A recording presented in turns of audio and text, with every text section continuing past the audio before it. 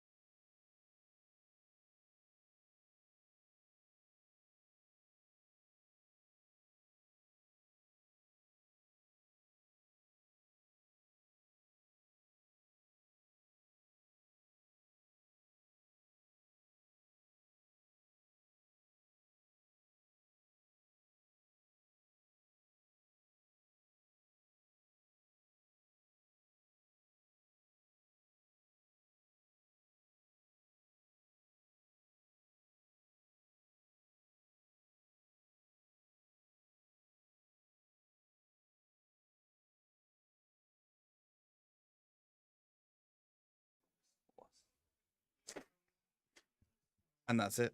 That's it. We're here. We're here in the final. This is the final game of the WTC World Championship Team Series thing in Blankenberg. I'm sorry. Series thing. Right, how many games have we streamed? 11. This is the This is seventh. the seventh, technically. Seventh game. Yeah, all with 5 games in them. That's 35 games. That's a lot of games. That's a lot of Warmachine. A lot of Warmachine. My name's Ben. This is still John. This is still Doug. We are here with the absolutely climactic final hit between Canada Goose and the Australia Frilly-necked Lizards. I always I want to say thrilled neck lizards, but they're not. Well, they're excited. thrilled to be here. They definitely are thrilled to be here. After their convincing win over France and being the only team, I believe, to drop a single game out of 25 One games. game, 25 games. Yeah. Mental. Jesus. It's crazy. Anyway, shall we go on to our tables and get, because the should. players have already Yes, started sort of playing. they're rolling already. Yeah, absolutely. So I don't think table 1, I think they use a standard clock as well, which is also They are, yes. fine. Table 2 and table 3 also using a standard clock. I believe it might just be table 5 that's using ours, but that's fine because that is our featured table. That'll work. So on our table 1, coming into the final round, hoping for a victory, both of them, we have Matthew versus Christopher. Resnick 2, Scorned, and then Irish 2 for Kador. Yeah. And so you'll notice a huge difference in the number of models that that Matt has on the table versus Chris. They are also, Matt's on the right-hand side of the board, right? Yeah. Yeah. So well, I no, need actually, Chris is on the right-hand side of the Oh, board. so it's right as it is. Perfect. Good. Yeah. Oofed. We might, the later we go down the tables, we might see that I have to flip those. Yeah, so Iris wants a unit heavy list, and Chris has provided it.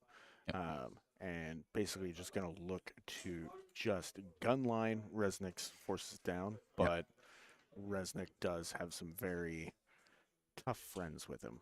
Yeah, I mean, look at the size of those behemoths there on the tabletop. They're looking spicy, aren't they? Big cannons, lots of rockets. And just lots and lots of damage. Yeah. Perfect into this horde, or are they more suited to taking out Big Jack? It's no, because they could be a threat to the infantry, but just the sheer number of shots that we're going to get in, we'll have to see. It'll entirely come down to positioning and who wants to commit, and of course order of feet and all those kind of things. Cool. Alrighty. Well, that is our table 1 matchup there for you, ladies and gentlemen. Table number 2 here, we've got Corey versus James. Rask won, which we saw in game 1 of today. Oh, I might need to go and fix that top down at some point. Versus James here with his Wormwood here. And obviously we're in the Circle faction. How do we think this one's going to go, John? It's almost impossible to tell. We do have it flipped on this one, though. The question is, James's head is appearing on the. There we go. do we have it flipped, or is it right? That's the question. Look at you. You can see the beard mark. I should have seen the beard mark as a known. So this one's actually really, really tough for me to call. I have seen Wormwood definitely get some work done this weekend. I have not been able to follow along with Rask as well, so it should be pretty interesting. Right. Okay, fair play. News from our tabletop. We have our reporter, Christopher. So, in his opinion, this is the slowest scenario, and we're possibly heading towards a very long grind. We could be. We could be. Interesting. Like, so, I mean, the two armies that the two matchups we've seen so far, definitely have a lot to throw at each other and a lot they can take. So we've got the minions on Corey's side. Yep. Once again with Rask, and just a really well-rounded list. If this is similar to ones we've seen before, he's got Linus in there and various other folks that are just going to be able to help control the battlefield. And he's got a good number of things that can take some damage as well as dish it out. Yep. And then speaking of the matchups that we've seen so far, let's check out our table number 3 right here. Mm-hmm. We have John versus Jack. We've got Gumbjorn versus Gareth here. Both of them level 2. So both of them are going to be pretty happy to shoot at each other. It's just going to be I think this one's going to be attrition. It's going to be who can weather the storm the longest, I think, and try to hold those objectives without getting knocked off those points. Yep. Well, we will see exactly what is happening. That's a nice simple one. And then table number 4 that we've got going on here, we've got Charles versus Aaron. Borton 1 versus Karchev 2. The classic mercenary. Well, I say classic. We've got mercenaries versus Crypt. Well, we saw Charles use this list very effectively in the last matchup. Right? He was able to just hold down control of the board, and then he was able to go through and get that final assassination on Madrak. Aaron, however, is basically you can never count him out, right? The level of tactical depth that he brings in any given situation, what you throw at him, means you have to be watching every possible interaction coming at you on the table as he gets into position. Yep. And you have to react accordingly, otherwise you will just be taken apart. Yep. So I think Charles has a good force to move into this Karchev-led Kriegs list, but you can't make any mistakes. Yeah, of course. Okay.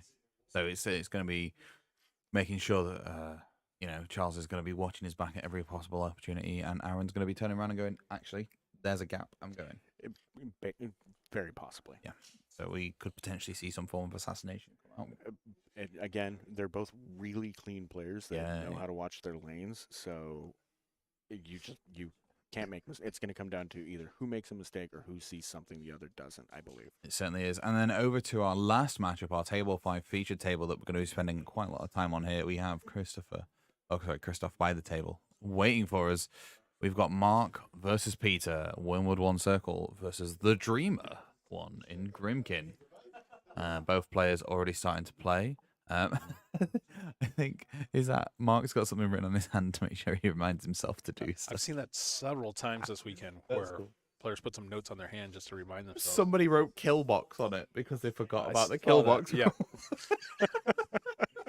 My guess is one of their teammates wrote kill box on their hand to remind them. Yeah, maybe he was reminding himself. But we have some information coming here from the tabletop here. Great. We've already actually moved through both players' turn 1, and we're at the top of turn 2 now into Dreamer. Both armies deploy very centrally, as we can see. We've got 2 relatively large bricks here, and then the trees are placed upwards. The war beasts running. Trees are placed upwards. War beasts run up to close the gap. Oh, I guess that's in the Wormwood turn. He puts up Mirage on the war beast and cover. Yeah, and you can see the tokens here. Raj gets a 2-inch move. Yep. Bit here. Yep. Cool. And then we've got they are staying firmly clustered around that death knell. Yeah, and they will. What the death knell does is when models die within a certain range of it, they collect the souls, but then it can redistribute the souls out to model like the skin and moans, which for each soul on the skin and moans, it increases their Sorry, skin and moans, skin and moans. not skin and bones. That's No, correct. No, moans. It's covered in faces that are screaming. Oh, amazing! Oh, that is awesome. And Yeah. the skin and moans, for every corpse token on it, I said soul tokens, I meant corpse tokens. For every corpse token on it, it gains +1 strength and armor, so it can get up to an extra 3. Yeah. And that makes it pretty strong. And then there's a couple other things that can buff it up a little bit. One of the solos that I like is Lady Carriana Rose, and Yep. she has an ability called Enrage. Yep. Which increases the strength of a friendly faction War Beast, which the Skin and Bones is, by 2. So a couple extra points. And then the Skin and Bones also has an ability, I believe. I was seeing, I thought there was an ability where if it's hurt, it gains something extra, but I can't remember. I have to read through a few notes. It's been a while since I played Grimkin. No worries. Whilst you're reading, I'm going to give it a quick... I see what it is. You got it. It's called Death Feast. During its activation, the model can spend corpse tokens to remove D3 damage points for each token spent. Nice. And then also the theme, Dark Menagerie, that is being played. Any model that can have a corpse token starts the game with 1 corpse token on it. Nice. That's good. That's good. Yeah, pretty good, pretty good. I was thinking that that extra buff I was thinking comes from the child, and the child is not the caster in this game. It is the dreamer. Yes, of course. Okay, so what we've seen so far is we've seen a lot of movement here from the Wormwood turn 1 to make sure that he's out of the threat range of all of the stuff from Peter's army with the Grimkin. He's the beasts get scared. Sacred Ward on them. They run just out of threat range. Literally every other line in here says just out of threat range, just out of threat range. Clearly, Mark's waiting for that potential counter attack or something like that. Right. Well, again, we have these players setting themselves up for that who's going to get the alpha strike. Yep, that's fair. Wormwood puts up a forest and push up some useless spell to burn sufficient amounts of fury. That's what I've been told. Yeah, sometimes. So your Warcaster has Fury on them, and at the start of your next turn, you pull Fury off of the beasts that have been enraged. Yep. If your Warcaster has too much Fury left on them, and then they can't pull all the Fury off of the beasts, and your beasts go crazy. Yeah. So it's just managing that and getting them powered up, ready Yeah, absolutely. to be able to suck the life out of them next turn. So sometimes you waste a spell or just ditch that Fury. Yep, that's fair. That is fair. And then we've got a tree killing one of the models on the tabletop. After Dunia Archon takes the first attack for 3 damage, Triggering Vengeance. triggers the vengeance. Yeah, and the tree, I assume he's talking about Witchwood, which is a Grimkin solo. Yeah. Which Not Peter to be has 2 of. confused with the Wormwood. Right, exactly. That's why I was double checking and making sure I knew who was going and seeing which tree, because I call it the tree too. Yep. That's fair. Peter, time zone differences might have been a thing. It's currently 10 to 5 here in Blankenberg, and the original start time was 4 o'clock. Or was it 3:30 for this? 25 past. Yeah. 25 past 4. Yeah. For the actual games, and 5 past 4 for the matchups. The reasoning was delayed was just that they were waiting on a couple of results to come in. And when you are running a tournament of this size, that's perfectly understandable. Yeah. To have something scooch by 20 minutes is not unreasonable. Oh, Yeah.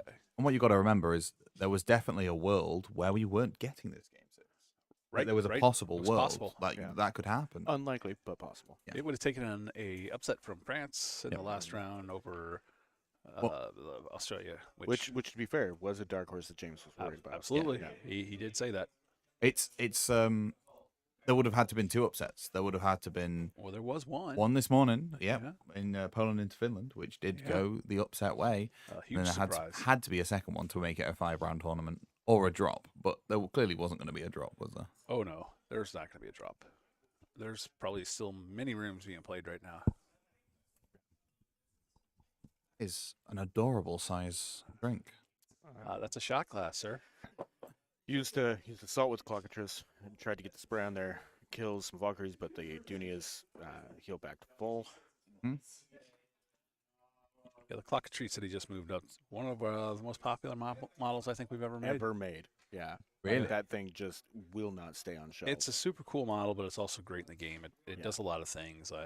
I mean, it has auto repair. It has an ability called Time Stutter that lets you once per turn, when one or more of the model's aspects are crippled by an enemy attack at any time except while it's advancing, immediately after the attack is resolved, place this model anywhere completely within 3 inches. So it's a little bit extra move. Its spray has an ability called Slow, where a living model hit by this weapon has its base defense reduced to 5, which means you're almost automatically hitting. Reduced to, not by 5. Yes, correct. Reduced Wow. to 5. That is crazy good. Yeah, base defense to 5. You're going to hit that on anything but, double ones. That's incredible. Right, so super good ability, and he has 2 of them, so and it's... the second one just does about 2 damage to the other Valkyrie.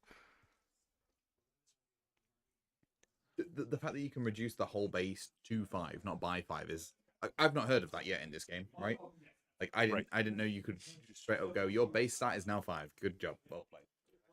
That's why it's so popular.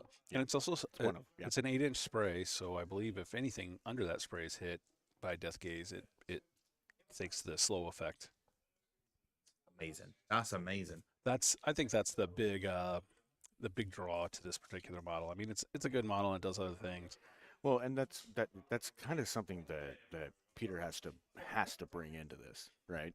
He has to have, these very powerful models and creatures, because Archandre with his side is just chock full of basically warp wolves, right? He's got other things supporting it and getting out there, but those things are just going to tear their opponents to shreds if he lets them. Yeah, they're really good. And he's got 2 or 3 of them, it looks like, or more than that even. Do I remember him having Loki in his list also? Not in this one. Okay. No, this one's the Secret Masters list. Okay. So he's got the Wormwood is carrying Cassius, obviously, and then a Warpward Stalker and a Pureblood Warp Wolf. He's got the Hermit, again, just to potentially keep himself up. And then he's got Kruger Zero with a Feral Warp Wolf. Oh, interesting. So, number of wolves running around. Then he's got his Gallows Grove.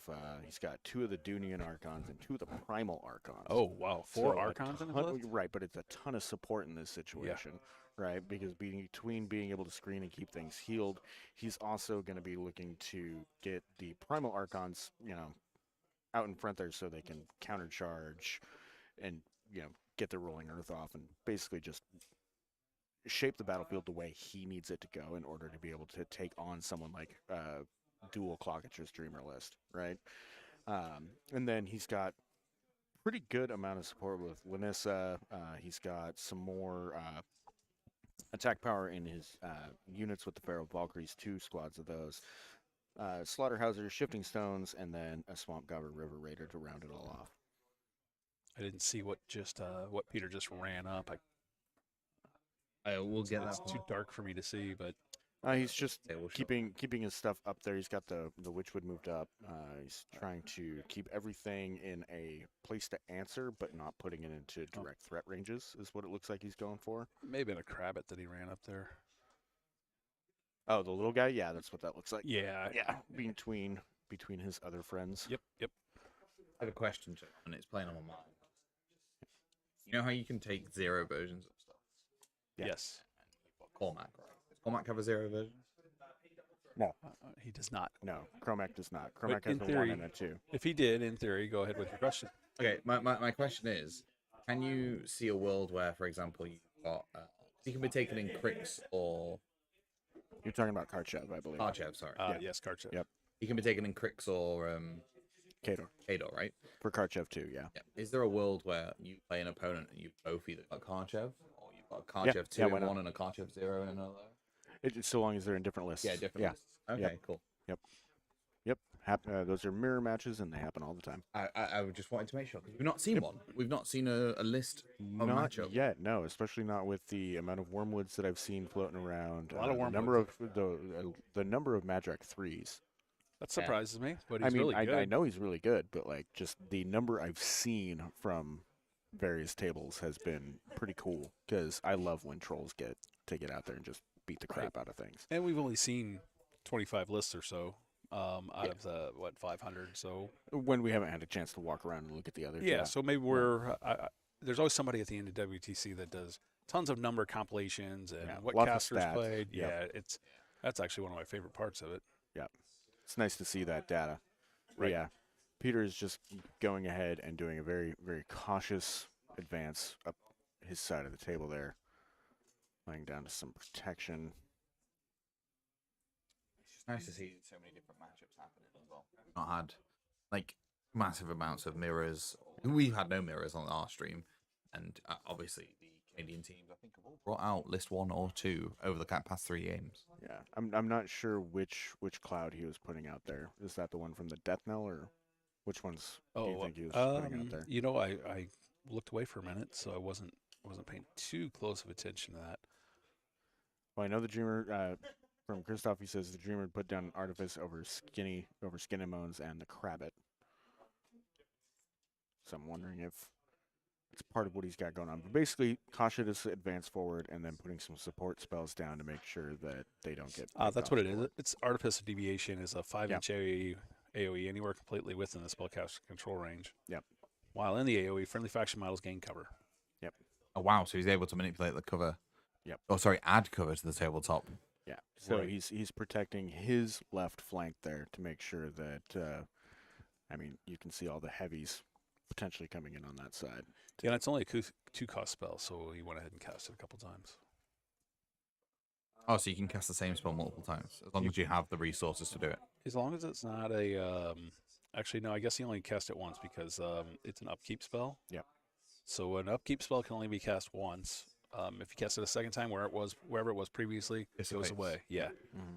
But then if it's a spell that's just going to last for the turn, then it's you can cast as many as you want on different models. You can't stack them on the same model. And providing you have the resources to do it. Absolutely. Nice. Well, we've just put the clock straight over. You know, nice simple turn there from Peter. Moving up, blocking out, as you said, getting the cover down, reinforcing the flanks, getting into a position where you know you got 2 objectives on either side's deployment, basically in the zones, and then you got 2 flags as well to fight over, haven't you? So these ones up here. Yep. It's going to be interesting to see what happens. There's a nice solid brick for Peter going on.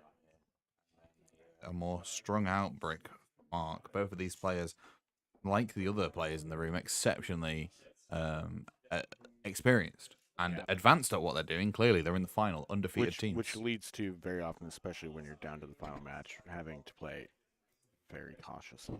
Oh, yeah. Yeah. Right? Until that opportunity very clearly presents itself, you do not want to overextend. You don't want to overcommit. Otherwise, you're just opening yourself up to a world of hurt. Yeah. And I imagine we'll see these clocks go quite a way down.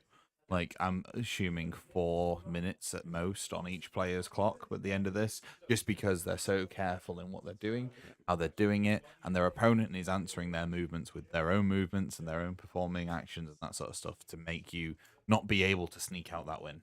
Right. I would be highly surprised if we saw assassinations coming out early in this caliber of matchup. Yeah. I was like, even last turn, I was surprised at how quick that first game ended on turn 2. Yeah. I was not expecting that. That is nothing. That's just a slight error, isn't it? Yeah, it really is. And I mean, it ended up not hurting them because they're here right now, and I'm guessing Madden McWaters doesn't make that mistake again. No, he's gonna make sure to protect any side he's got. Yes. So we've got Cargonet got put onto the Pureblood there, and we have dropped the Forest. So yeah, the Dreamer list has some good punch to it with the Skin and Moans, a couple of Cage Ragers, yeah, the 2 Clocker Trees, more support beasts, Death Knell running around is going to be buffing things and distributing corpses. Lady Carolina Rose buffing things. Gremlin Swarms being a pain in the butt.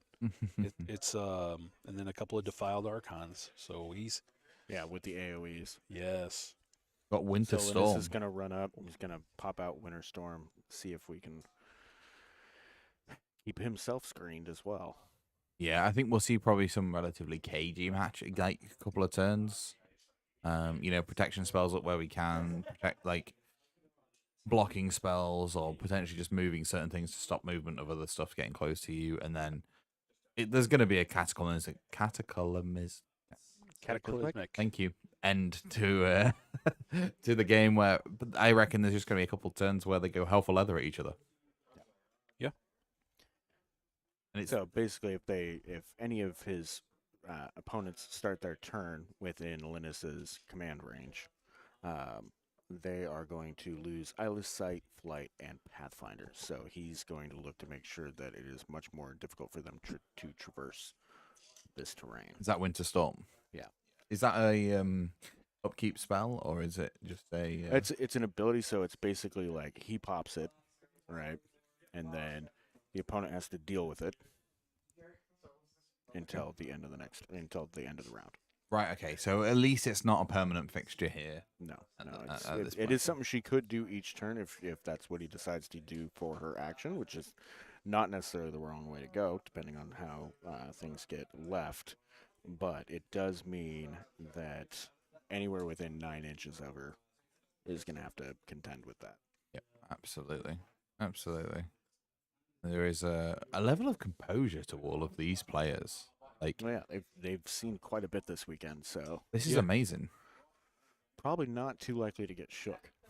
No, but I'm surprised the fatigue's not setting in. Like, none of them look actually like exhausted. No, they look like they're in good shape for this. The heads are in the game but I mean, obviously we can only see the majority of the Australian team and one of the Canadian team because the other ones are facing away from us. But their body language has very much the attitude of we're heads in the game at this point and we're not slowing down for anybody. Yeah. Which is good to see, that passion, that fire. Oh yeah, they're focused. You can tell they're they want this. Yes, they absolutely do. We got 9 damage in on that Clockatrice. Second attack missed. Yeah, that Clockatrice got in a little close. Got 9 damage to the 2. Is it a bait though? Maybe try and Could open be. up some space. It could be, but probably not. Probably was just to see what it could get off and hold. Well, he's got a Warp Wolf in there, and I mean, depending on how they decide to swap models, that Cage Ranger could absolutely go up and kill the Warp Wolf then. 100%. Yep.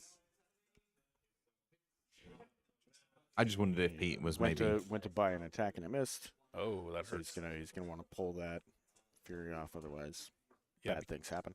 right. And the Clockatrice the- can heal itself up. So despite it looks like one of the aspects are out, it's still should still be able to fix itself. Drew, I can give you a gamer pose update. Pete is had hands on hips, stood up, and Mark was sat down, rubbing his hands menacingly. That sounds like it's like all going to plan. There you go. Nick says it's a bait, and he's relying on the flicker to escape. Possibly. Flicker? Clockatrice? What does that do? No, he'll use it. That's not on the Grumkin side. Oh, sorry, it's on the Wormwood side, like that. Yeah. Yep. Well, Oh wait, no, he's just using a proxy token right now. okay. So now it looks like he's moving the Gremlin Swarm up. Can't tell if he's engaging or charging that Warp Wolf. What's going on here? Nope. Yeah, I'm not sure. There's a couple of proxy tokens out there right now, so I'm not sure exactly what the intents are. The next buy attack did 10 damage. I think we already covered that, but there is only a few boxes left on that Cockatrice. Yeah.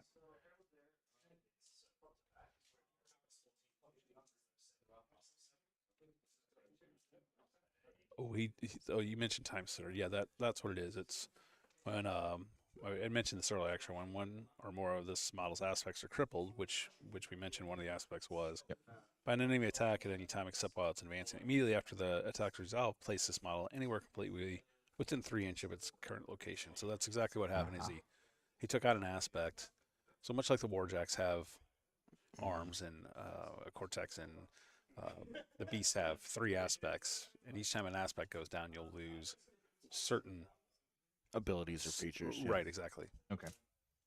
So yeah, popped back into the protective bubble of the death knell there with only 4 boxes left. That's definitely. But what Close. what he has done is he's brought out some of Mark's models here. Yeah, but I mean that's bait you're gonna take. Yeah, it's I mean, totally because baity. you've got to make the moves, right? Yeah. And yes, it might be a bait, but like it was a lot of damage. I'm certain that Pete is glad he was able to get it pulled back, but still. Right? Yeah. How many that's points are the cockatrice? 4 left. No, how many? Oh, no, how many sorry. actual points are they? They are not too bad. 13 points. Yeah, I was gonna say 13. Yeah. I mean, that's not the end of the world, is it? Right. Well, the big thing is it's going to auto repair for D3, and I think only 1 aspect is out. So He's got the Valkyries trying to charge in here. charge of the Valkyries. The plight of the Valkyries. Just One trying to get runs that to gang, cockatrice finished one off. runs to charge. Clockatrice, Ben, not cockatrice. Cockatrice. I'm sorry. Gosh. I'm thinking of like mythology, and we I know do what you're see it. thinking of. Well, no, and it is a play on that. Yeah, it's totally a play on 100%. But he does have a giant clock, mechanical clock. Oh, in its perfect. chest. It's I was a- going to Well, show had. you. The art doesn't show the clock, but there's like a giant clock on his chest, and he's clockwork. He's like mechanical. I like that. Well, he was mechanical. He is now just bits on the ground. Gone is the first cockatrice. Oh, he did get him. Yep. Very nice. But that'll get the corpse token into the death knell. He needed a 12 to successfully do it, Rolled exactly that. and then bang on. So death knell, corpse tokens. Talk to me again. What do they do? On the Death Knell, so the Death Knell, it's mostly a support piece. So one of the things that it does is when models die around it, living models, it collects the corpses, and it can have up to 5 corpses at a time on it. Then when it's using those corpses, it can send those corpses out to models that utilize the corpse for things like the skin and bones, which increases its damage output. It does have a couple other special abilities like Entropic Force, which removes tough from enemy models. If it does attack, it's not a great attack, but it does gain an additional die on damage against other damaged models. If it doesn't have a corpse token on it, it gains 1 automatically at the start of its turn. And then while the model has 1 or more corpse tokens on it, friendly faction models gain +2 armor while within 4 inches of the model, plus an extra inch for each corpse. Holy smoke! So it does a lot of things. It's got a lot of use. It's just a great utility piece. And so we've got Crazy. Mark Andre here. Went ahead and teleported Tree to grab that over there, and then now he's got his Pharaoh Slaughterhousers running in to screen the Warp Wolf. Sorry, when we say tree, that's not wormwood, is it? No, it's probably one of the Gallows Groves. I was gonna say if it is, that's a very ballsy move to put your caster just up on that flag, right? No, but it would like be. Doug was talking about Entropic Force, that's also something that Gallows Grove brings in. Yeah. So basically trying to get the Bubba to a position where if anyone does come to contest that flag, they lose any tough they might have. And Right. Only so long as the miniature's on the table, right? If he just kills it in advance, it well, doesn't matter. because it looks like it's in rough terrain, it's going to grant it stealth. Stealth. Then. Yeah. Cool.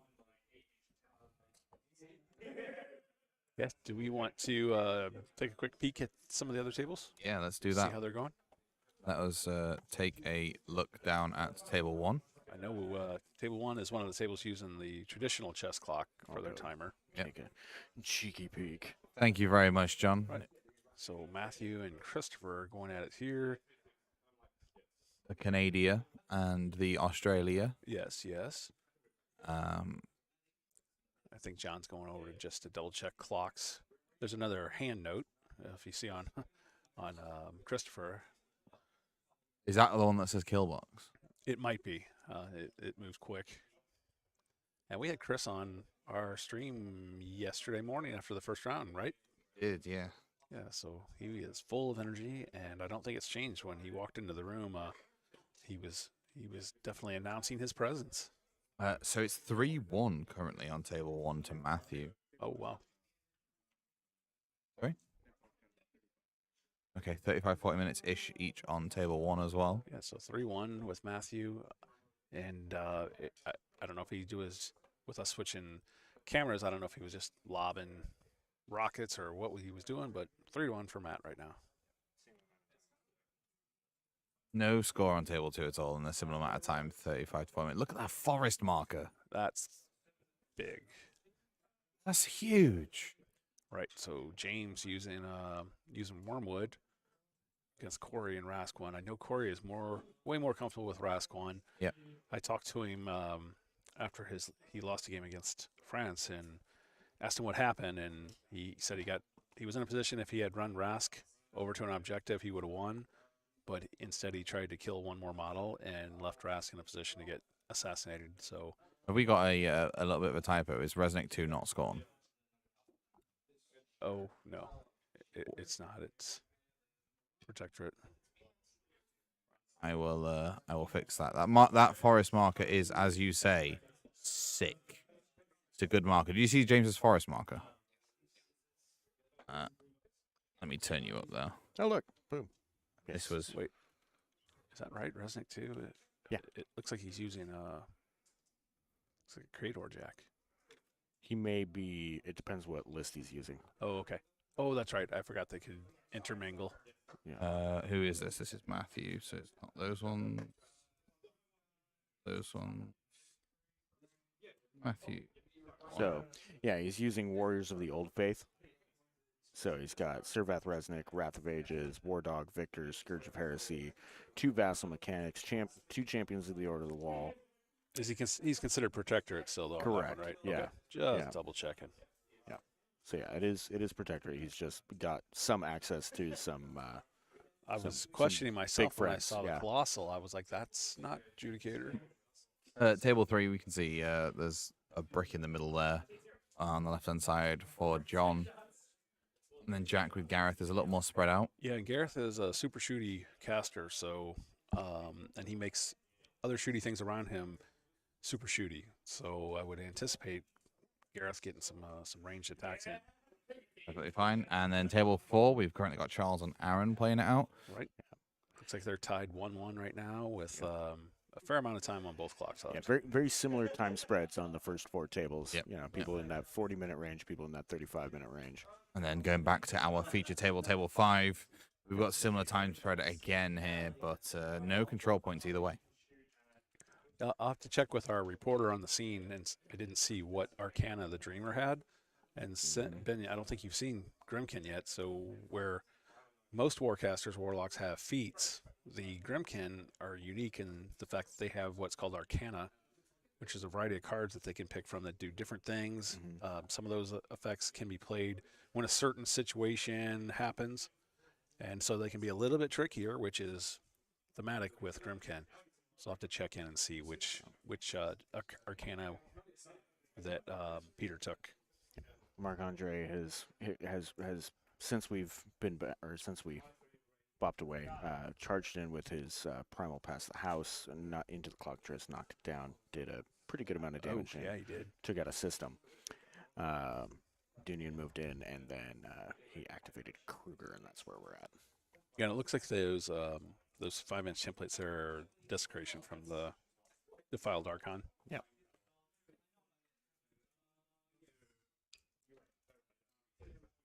And you wanted to know about Arcana. Is that something they pick on the list, or happens during the game? The Arcana is something that happens during. They pick it before the game. All fall down, ruin, and sacrifice. Simon point out that's what that. Okay, good. I did not see which ones he had taken, so it's good to know that. Well, that's what the hand note is on Mark's hand. He's wrote them on his hand. Oh, yeah, so that's he what his remembers. Arcana is? Yeah, Okay. yeah, yeah. He's That's written his brilliant. opponent's Arcana on his hand. Oh, that's Yeah. awesome. I'll see if I can add those in, and then we can.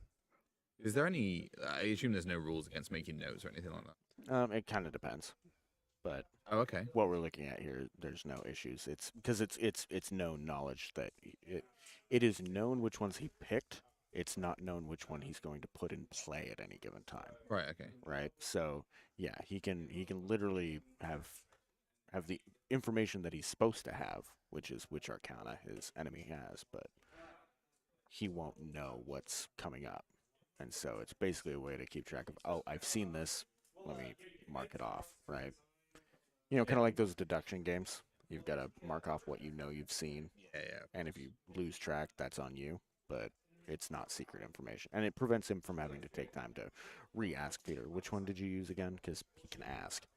This is an open information tournament. Is there tournaments that aren't like that? I'm sure there's some that are a bit more strict about like, oh, if you forgot, that's on you. But that's not. I don't consider that particularly sportsmanly. I would rather, okay, this information was presented just because your brain forgot it. I don't know. That's why I was asking about notes, because I'd probably take a notepad and my opponent says key points, I'll write them down. I've even seen instances where someone's going to be like, all right, let's go ahead and charge with these guys. And their opponent was like, are you remembering that I have counter charge? Right. So I've seen some really, really good sportsmanship this weekend. Yeah, that's good, because there's a lot of times I know in my games where I always forget about countercharge. Right. Or shield wall or sanguine bond or something else. Yeah, and at some point my opponent, my opponent's told me 3 times, and he's probably not obligated to tell me that 4th or 5th time. But before I make a bad move, they're like, don't forget I have countercharge. And I'm like, damn it. So let's see here. The next one went in, used the warp to get the strength, rolls an 8 and leaves the clock just on 2 boxes. Clock moves. Clock just gets out of harm's way for the moment. Yeah, with that stutter there. It's I don't know whether this like plan is to sort of use the flicker effect to bring as much as it can towards him, and just hopefully Mark puts something in the wrong position that you can just pick up. But yeah. Well, another thing, a unique thing about the Arcana is they're not necessarily played on the Warcaster or Warlock's turn. In the case like he has Arcana, which the Warlock can play the card when an enemy model destroys a friendly faction model in the Warlock's control range.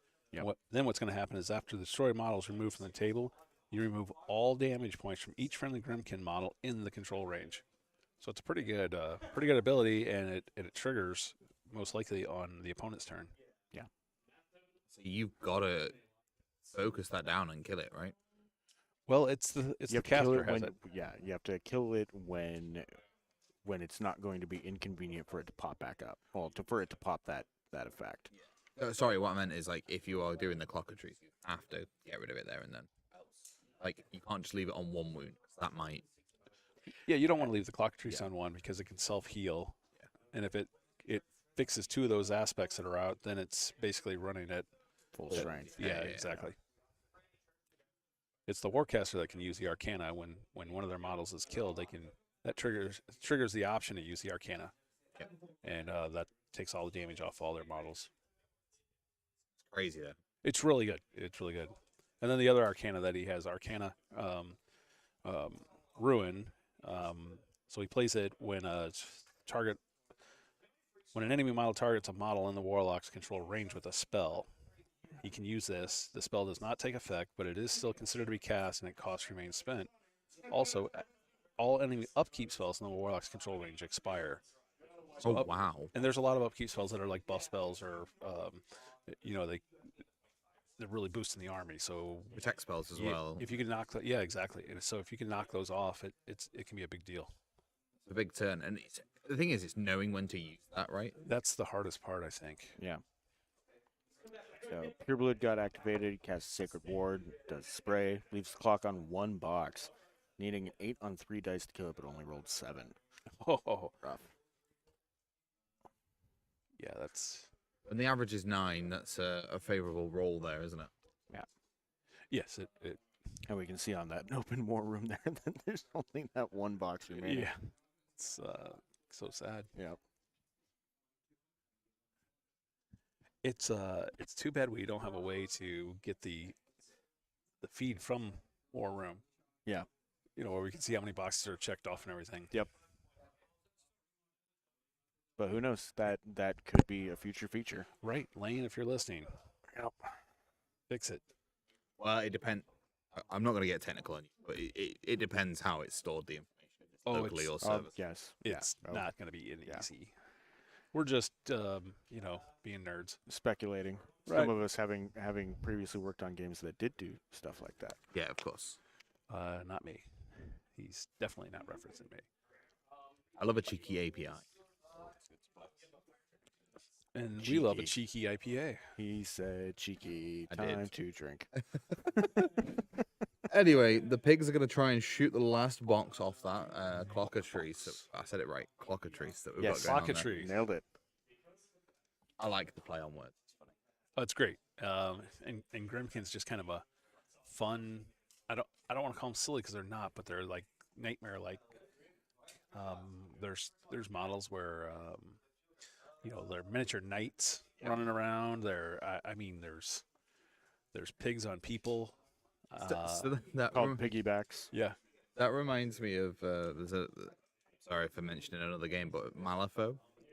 There's a Gremlins faction, Right. and you can take an entire swamp- army of swamp gremlins pigs. I literally have Yeah. an entire army of just pigs and boars.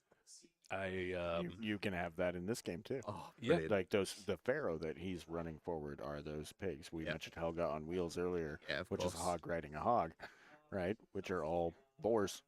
Yep. And you could go a full pharaoh list Yeah. Even and actually do Warbeast. pretty well. Yeah. Yeah. Absolutely. You know what isn't a boar? The fact that now Mark is in control of 2 flags and his own control point. Yeah. He's Oh. facing 2 of those flags. That's Yeah, he is. dangerous position for Peter. He needs to go and deal with it. There's quite a defensive line, I guess, pulled up over this side now. So if he's wanting to break through, he's going to have to go around this way. And this house in the middle isn't helping him go through here either. I always forget about the house. I keep thinking it's rubble. Now, I was talking to our judge earlier about it. He was saying, I'm deliberately putting this house here so Yes. that shooting armies don't just win the game turn 1. Yeah, that's something that we actually suggest is putting some kind of line of sight blocking piece of terrain around the middle of the Very table. centrally located. Yeah, because it helps the fight not just be let's all run to the center and murder each other. It makes you have to move around the battlefield. And Right. It makes just for a more fun and interesting game. Definitely. Absolutely. Yeah, it looks like he's reaching out, so he's definitely going to grab a few points this turn.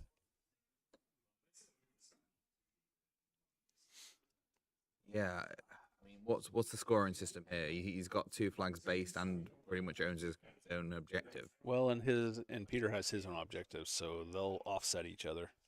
Yep. So he should get 2 points for So, controlling the The flags. flag. So if you hold your objective but your opponent holds theirs, there's no points. Well, technically they both get a point. Oh, they get okay. Yeah, because you can score on your opponent's turn. Yeah, it's at the end of every turn once scoring starts.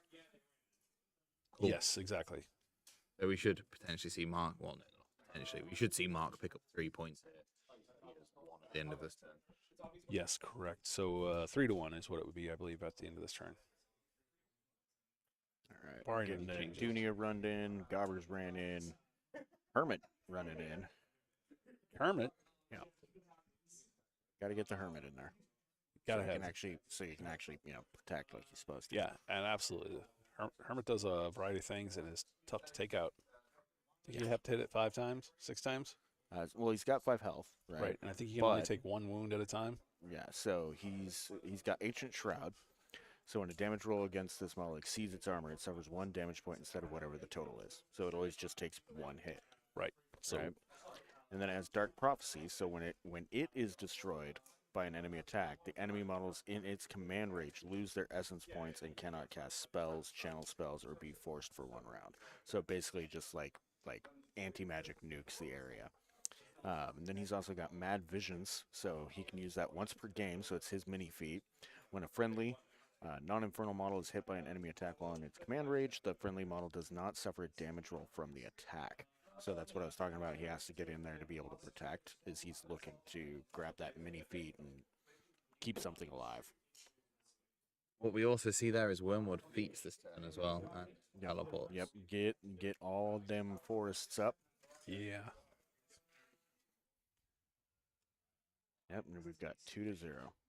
So So neither of them scoring their own location. oh, Because- I guess because they offset I think each on other. this, yeah, and I think on this scenario you have Yeah. to get it offset. That makes sense. Okie dokie, that makes more sense. Yeah. Well, Dreamer let's going bounce. into turn 3, though. Yeah, she'll be fine. Let's bounce and take a quick peek at the other tables while they start this turn. Yeah, absolutely. Problem. Get us going over there. Table number 1. Currently got Matthew versus Christopher again. Still. That's funny. We talked about Chris and how he's announcing himself, and I just saw the back of his jersey. His call sign on the back is "Loud Chris." Right. And I didn't. He's not quiet, Chris. I did not notice that earlier. Which makes me happy that he's playing Matt. Oh yes, the two loudest people in the On in either the country. team. Yeah, on either team. Right.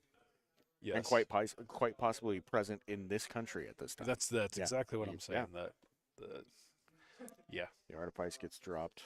Just keeping people updated what's going on table 5 as we look through these here. No problem. I just wanted to do a quick peek, and Yep. we can bounce over to table 2, take a look at how that's going. I love that forest marker. It's pretty fantastic. Yeah. It's maybe that's why they play Wormwood, is they just like having the giant forest. James is like, I want this marker. Thanks. Yeah. Like, that looks cool. How do I use it? Yeah. He figured it out. And I'm sorry, just going back to table 2 for a really quick second. Look at the smattering of Corey's beard all over the place. Yep. Yeah, All his tokens. Shaved on table clip. I may end up taking a few of those home. Stealing Corey's tokens. Yeah, it wouldn't be the first time. Table Gun, 3. Norn, we've- and Jack. Yeah. There are a lot of models very close for 2 shooting armies. There really are, and they're also very close to the middle of the table. Yeah. Yeah, so they're just going to keep trading shots. Table 4. Got Aaron versus Charles. 2 points apiece. Yeah. Oh, nice. Yeah, like I was saying, this is going to be a very methodical game. Yeah. I mean, Aaron's got that flag at the top. Charles doesn't look like he's got anything currently on there. Bottom. Getting out their trigonometry widgets. Yes, that's. Yep, some That's- weaponized trigonometry. Uh-huh. Looking at placement before advancing, probably. Usually when I use a Gonna go widget like that, I have to measure it Yep, to going to see. go ahead and commit. Crazy good. I love a good widget. Yeah, right? So 2-2 there as well, and then half an hour each on the clocks for both of them. Right, so back to our focus table, tip 5. It's still Get a little Peter's top turn. up here on the Dreamer's turn. Dallas Grove healed the Clockatrice, like we suspected it would and should. Very nice. Artifice got dropped, and he is upkeeping Mirage. Yeah, and Mirage again. That's a 2-inch placement for the model that it has it. That is really nice, right? What's that? The 2-inch placement is really It nice. really is, and it's an upkeep spell. So instead of paying, I think it's 2 to cast it, you just pay 1 each turn, and it stays on that model. And that way, when you go to hit it, it's not where you thought it was. Yeah, of course. Yeah, it's a nice little ability. Yeah, and again, Gareth's.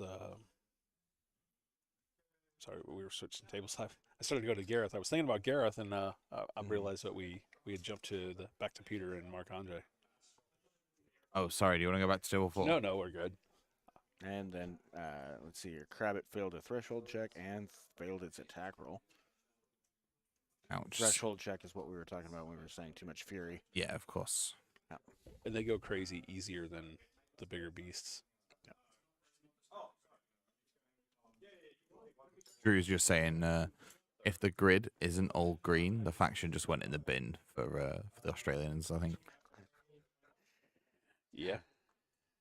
Poking a little bit of fun at what is best. I mean, it makes sense, right? Like, as a team, when you come into this tournament and you're prepping, you're going to bring the best things that you could possibly bring. Right. And what I like about a lot of the different teams here, including both Canada and Australia, is what they bring isn't necessarily the best in someone else's hands. Yeah. Right? It's the best in their hands. Yeah, and that's the great thing about it. Tree kills pig.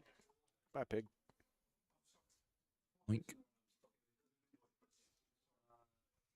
so we've only got one of those markers now, those orange protect markers there on the bottom side. And the last pig will gain vengeance if it survives.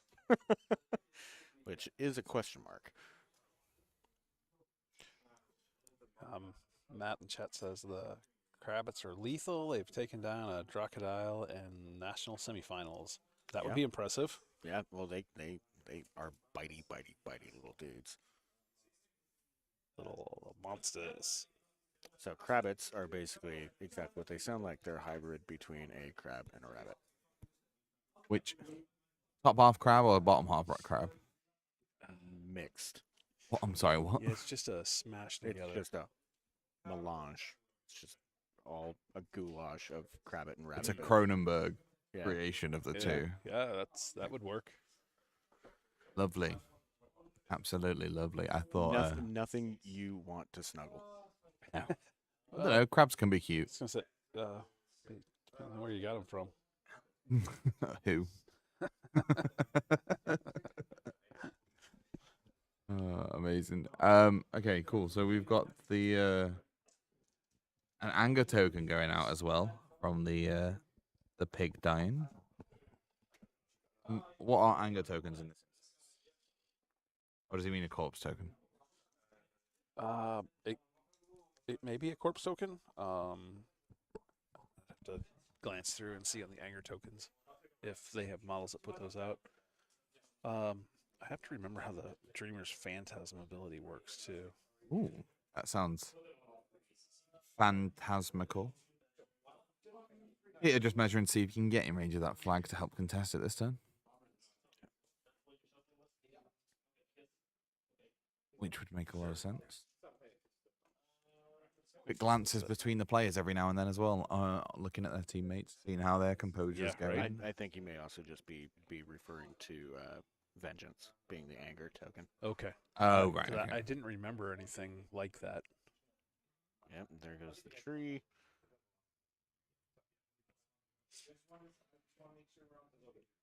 I love Defiled Archons so much. They're pretty good. Always. They hit so I hard. was going to say, we've seen that tree get lifted off the flag at the top there. Meaning, if Mark wants to reclaim control of that, he needs to send something else up there to go and base it. Yep.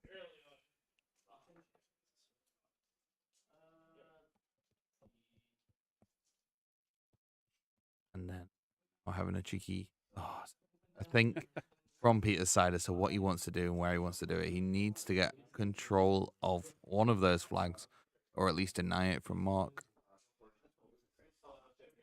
Else he's going to slip behind in points. And you don't want to do that. No. I mean, at this No, point, especially halfway into the game, right? I was going to say, and at this point, you're looking at the flags being the main source of scoring because the chances are both players are going to keep hold of their home objective.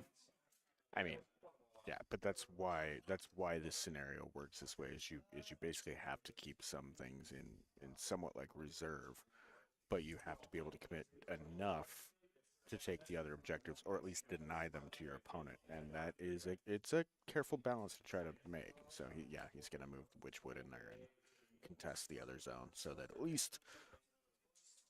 Nope, that's gone. He's gonna go ahead and just mine now. Lifted it, yeeted it off the table.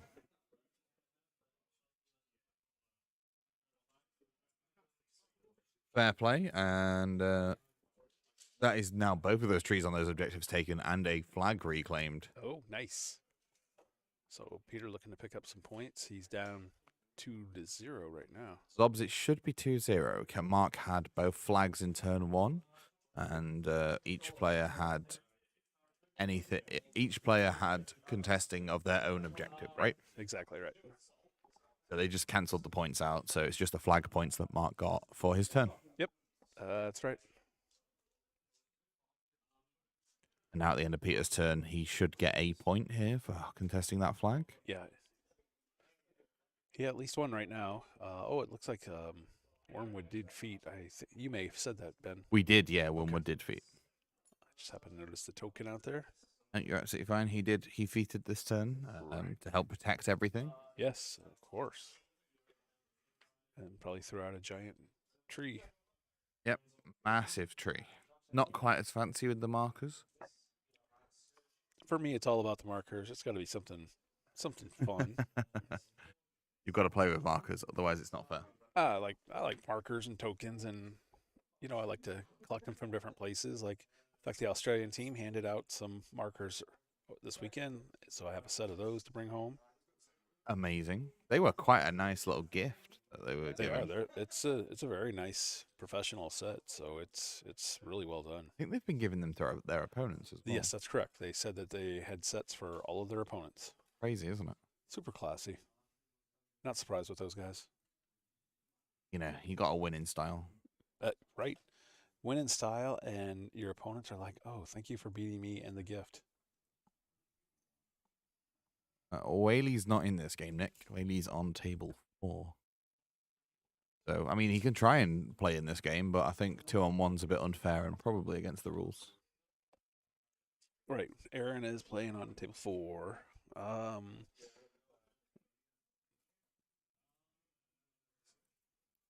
You have to be in base contact with the flags, don't you, to contest them? I believe so. Well, you have to be in base contact to control them. Contesting them is a little different. Okay. Contesting them, I think it's 2 inches. It might be 3. I don't remember off the top of my head. Right, okay. Well, if the players think that's what the score is, and that's what the score is, we're not going to get involved. We are no way. We have judges here to be able to go and judge games should the players need it, or sorry, should the players require it. But you know, we don't get involved in the game from that standpoint. Right. That's not on us. That's on the players and the judges. It certainly is. So the slaughterhouse did kill the last pig, which heals the primal for 1. Mm-hmm. And then he kills the slaughterhouse and the Archon heals again. Second defiled Archon moves into the back of the wolf and does 9 damage. Yeah. Truth, leaving the exact same amount left on its boxes. Yep. 4 inches from the flag to contest. So if I control it, but you have a model within 4 inches, that means I don't get the point for it? That's right. Correct. Yeah, because it's contested. Yeah, and I appreciate the Julian, the update there. The 4 inches from the flag. I could not remember. Fair play. Fair play. Okay, well, we can see that nobody is currently contesting or controlling that top flag there. I'm surprised Peter hasn't tried to just tip something near it, maybe just to even get a control point to come back into it a little more. I think the Primal Archon that's up there may also be within range to contest it. But Oh, I thought that one had difficult already to tell. moved. Difficult to tell. I thought that one had already made its move. But I'm very happy to be wrong. No, I'm Nice. just saying that he may be in position to contest if Pete was able to get someone up there. Oh, sorry, you mean... Yeah. Yeah.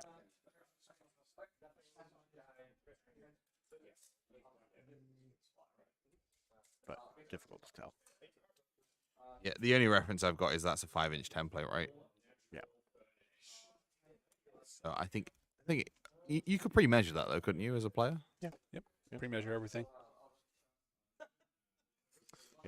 Yeah, I am Zobs even was like, yeah, it has countercharge, so it is currently protecting that flag. So how does countercharge work? Like, is it a case of when I move in X range of you, you can then perform a charge? Yes, that's exactly correct. Yep. And it's just a case of what range is that, right? Yeah, it's I don't know. It's probably 5 on this Well, let's take a look. because they have to move at least 3 inches for a charge. So our Yeah, first charge to be 6. valid 6 inches. 6 Okay. inches. So yeah, the Primal Archon, when an enemy model advances and ends its movement within 6 inches of this model and in its line of sight, it can immediately charge it. What if that was already charged by a different unit? So say Pete, So not if it's engaged. not if it's engaged. Brilliant. So a way around that would be potentially not that Putting he, something in front of it. not that he will, but you know, you could put something in front of it to engage it and then ignore the counter charge rule. Right. Right. Or if that model is charged, it can't it doesn't get the counter charge to the model that charged it. Right. If that makes sense. Yeah, of course. Because it's already up in its face. Yeah. Yes. Which makes a lot of sense. Yeah, that's fine. So, you know, the control coming out of that Archon there, the Primal Archon at the top, it makes sense to have it in place. And we've just seen, holy smokes, was that, what was lifted? We are getting, Oh, it's just a proxy base. oh, is it just space? Yeah, it looks like it. Oh, nope, it died. The wolf? Oh, nice. So 1 Warpwolf down. 1 down. They seem to have quite a lot of health. 18 health, something like that. I think it's more than that. Let me take a look here. It's quite nice that you get to play with your toys, and they Yes, don't just. It sounds ridiculous, right? It's totally. It's the most ridiculous thing I've ever seen But in my life. it's nice to play with your toys. Yes. Because they don't just fall over to the gust of a wind. You have to really put everything into it. So you'll most likely get at least 1 turn playing with it first. Yeah, right. That's true. Yeah, and I know, like for me, it's even better because I get to sculpt my toys and play with my toys. Yeah, you got to have your cake and eat it too. It's terrible. Terribly wonderful.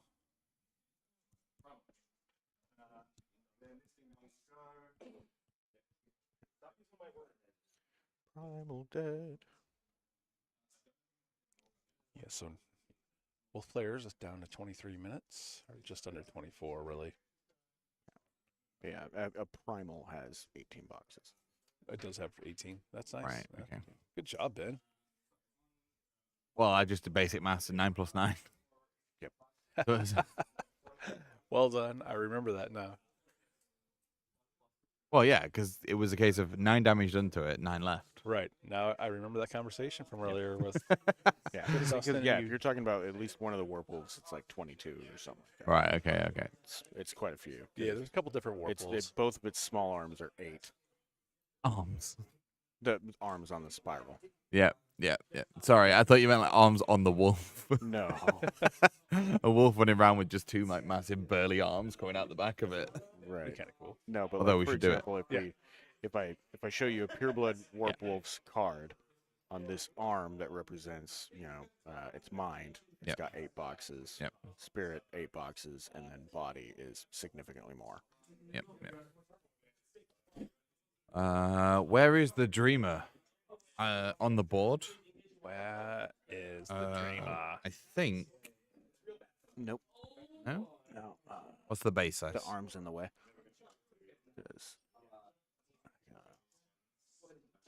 Yeah, the arm's in the way. Come on, get off the screen. Get off the screen. Thank you. Yeah, she's on a small base. Oh, something like this. Yeah, but I believe this is in fact her. Yeah, This I one. believe. That's definitely the most protected place to have her too, because you do not want her gone. Yep. Obviously, that's the I end of mean- the game, but at the same point, she's not the most hardy of casters either. No, she can. If she takes a couple hits, she's in trouble. Yeah. So she's definitely a sitting back caster.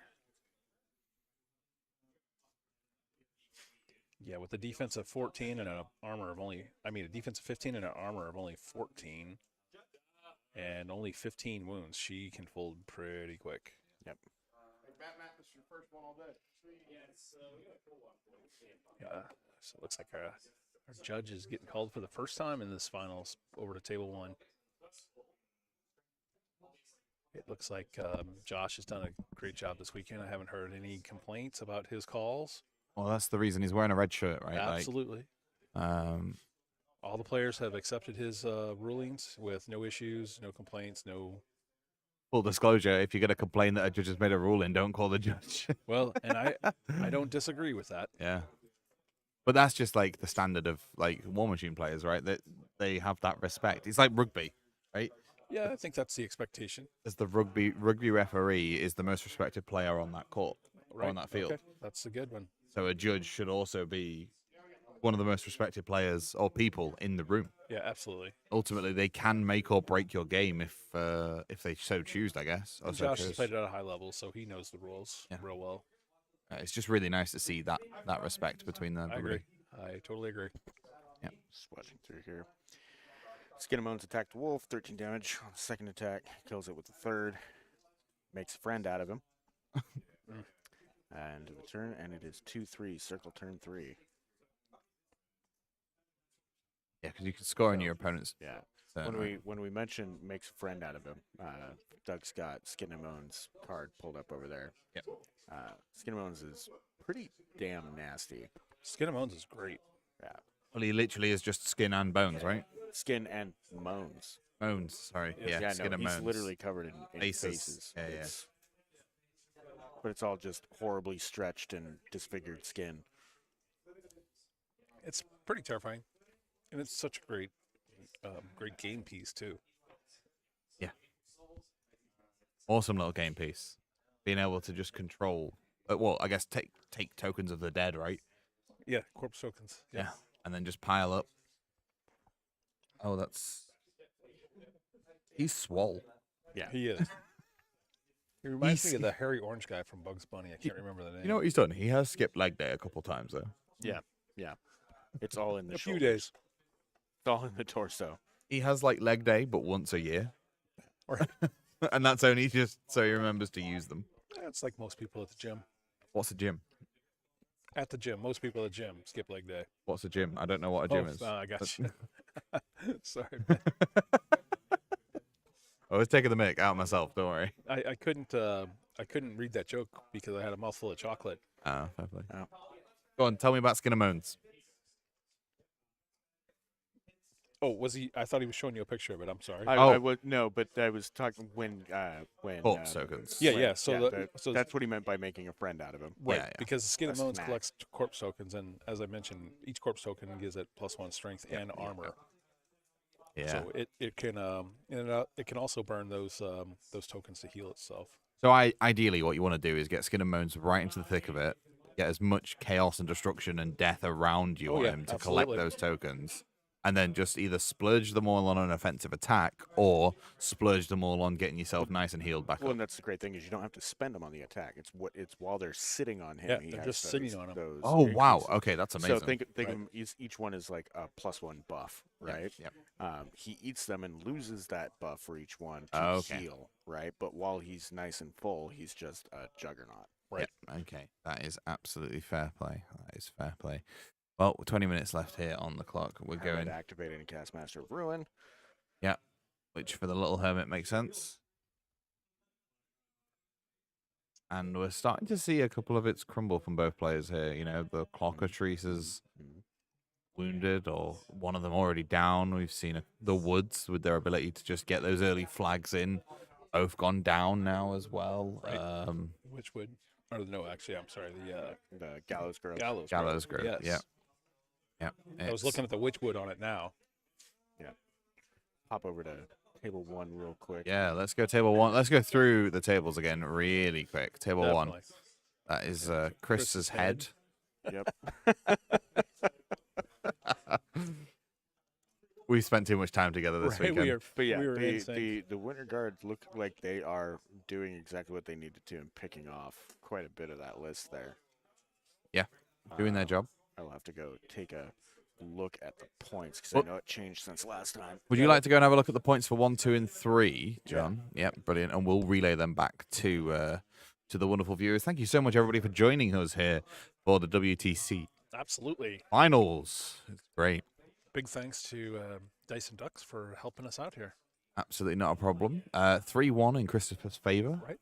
So The pleasure is genuinely all mine. You know, when Dan asked me to do this, 1-1 on table 2. When Dan asked me to do this, I was like, yes. that's I great. don't play the game, or I didn't play the game at the time, Right. and I want to be here. So it's 2-3 in favor of Canada on table 3. So we've got a 3-1 in favor of Australia, a 1-1 on table 2, and then a 3-2 in favor of Canada on table 3. So if we took those as, we can't obviously, but if we took those as writ, that is looking at a cheeky draw in the middle, which obviously doesn't happen, but then a 1 apiece either end. And that's kind of what we expect, isn't it? It's going to be close all the way through. Yeah. So this table we're looking at is the 3-1 for Australia. This is the 1-1 with the forest's been removed. Oh, yeah. So his feat has expired. Yeah.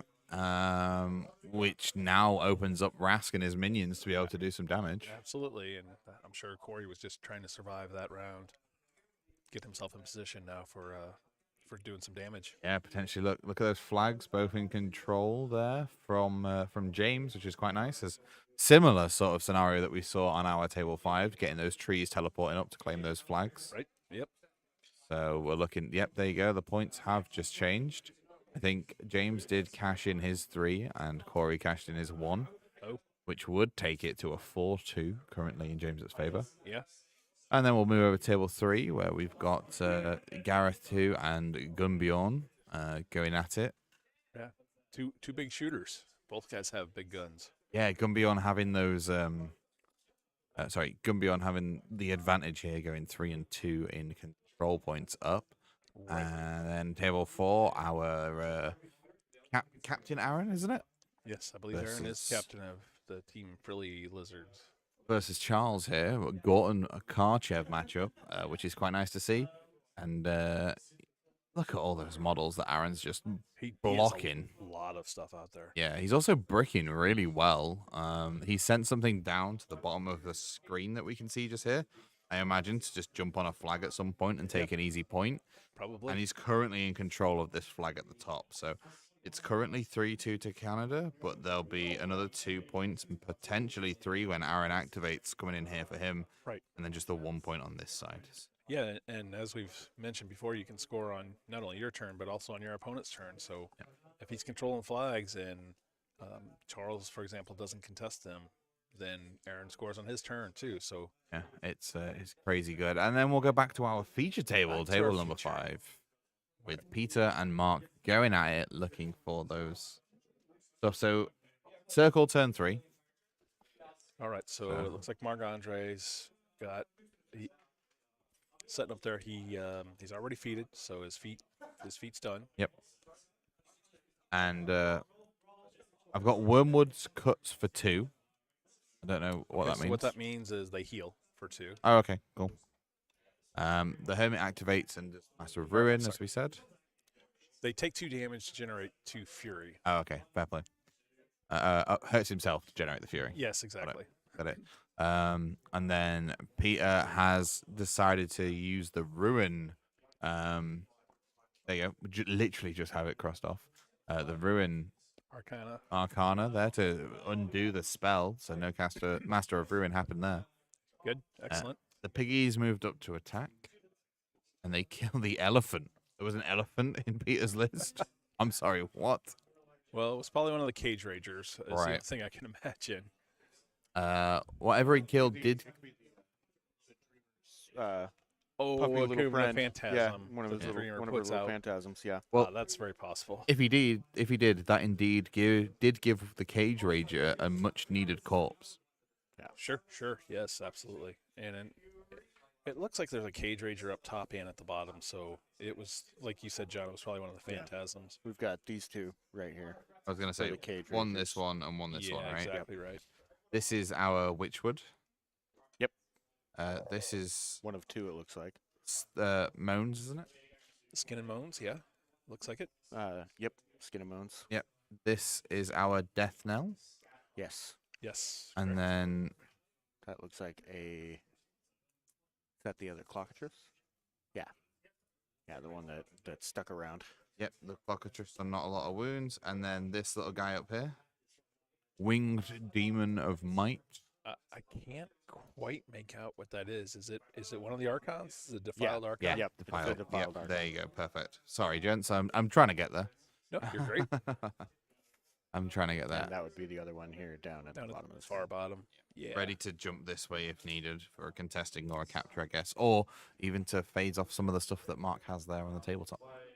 Yeah. Despite having wings, though, the Defiled Archons are only speed 6. They're more for aesthetic reasons. They're more that they used to be, Menite Archons. Well, I or think other they're flavors. they're and kind of now heavy Archon. I mean, they're heavily armored too. So They've been weighted down by their sins. I like that. That's well done. Yeah, nice. Fallen beyond grace. Just a couple warping strength on the wolf there. Went to town on the cage rager, doing some pretty chunky damage, but leaving on just a few boxes left. Go in there and try 31 damage by the looks of it from that. Yeah, I'm surprised cage ragers have that many boxes. they do plus the tokens, right? Aren't the tokens extra meat for them, so to speak? Like corpse tokens. Yeah. Yeah, they have the bone picker ability, so Yep. they can collect corpse tokens. Yep. And the cage rager is tough. It's a heavy beast. So I mean it's armor 19. It's got quite a few wounds. So it hangs in there pretty good. Yeah. As said in the chat, them boys be dick. Yeah. Although there needs to be more C's on the end. Right. But they knew it. They were getting Yeah, that. that's a triple C kind of guy. Slaughterhouses activate 2 charge the tree, 2 charge the cage rager. And that being a unit, they all have to activate at the same time. Yeah. You activate a unit, or a solo, or a war beast, warjack. Or a cav. Yeah. Basically, pick a group of models. That group of models could be a 1, it could be a 7. Right. Although, what is the biggest unit in the game? Like, model count? I think a Kador infantry can get up to like 14. Can it? With the it's somewhere between attachments? 14 and 16. I want to say it's 16. Yeah, if you load them up heavily, but normally With unit attachment and like a standard bearer or something Yeah. like that. Yeah, you can get up there.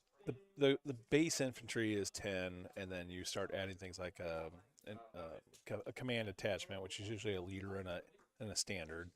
And there's other attachments depending on the army and what they get. So Like sometimes like weaponry. right, exactly. Right, Like Kador has little rocket launcher guys. Mm-hmm. Amazing. We are here Archon runs in the rubble. in turn 3 as well on this Yeah, particular so match. They were able to take out the cage rager, but the tree will live on. Yeah, and another thing to just keep an eye on is Marc Andre's under 12 minutes now on his clock. Have all the points you want in the world, But I do believe he's the top of the round, so True. should be pretty in line. Yeah, I definitely agree. I think he's still fine, but as we've seen this, It gets this weekend, down, it starts to get much more challenging. and it seems like the lower it gets, the actual faster it goes. Yeah, it has to. Yeah, you want to get everything you can do in your turn effectively done. Right. So you've got to start moving a lot faster and making those decisions on your opponent's turn, if possible. Right, and I also think it feels like the clock moves faster too. It does. Science has proven it. Yes, it's Well, the players have been playing for about an hour and a half now. Just under. Oh, sorry. Yeah, no, they have been playing for about an hour and a half. And I imagine we'll be seeing a couple of results coming in shortly. My prediction is from now until obviously the end is when we'll start to get these results in here on the tabletop. But I reckon we're going to see about 5 minutes at most on players' clocks by the end of this. Yeah, Looks like we still have a good number of models on each of the tables, though. So Right. it is still being contested. There's not a clear any victors yet. Yeah. This is round 6 of the tournament, but turn 3 of the game. And we're at the top of turn 3 as well. Yeah. So Peter still has to play. right. So still plenty of time left, and still a lot that's going to happen. Really, on every table, I think. Yep. Yep. Activates the pure blood and gives a warping strength out. Yep. Sorry. Yep. And pulls into Skinny. Skinny Moans. It's not a bad roll. Oh, you can see those little red dots piling up there. We go. A little more. Yeah, collecting tokens, maybe. Yep. That should hit. Yep. And it's going to be, Oh, low damage roll. yeah. But, any damage is damage. True. I mean, look at that. That warrior marker is going down. 5 boxes left, it looks like. Yeah, it might be a low damage roll, but he's plus on his rolls already. So Yeah. And when you're rolling this much damage as well, it's crazy good. yeah. That should also hit, if I'm not mistaken. Looks like the players are discussing that roll. Making sure it's not cocked. See, the way I usually resolve cocked dice is I put another dice on top.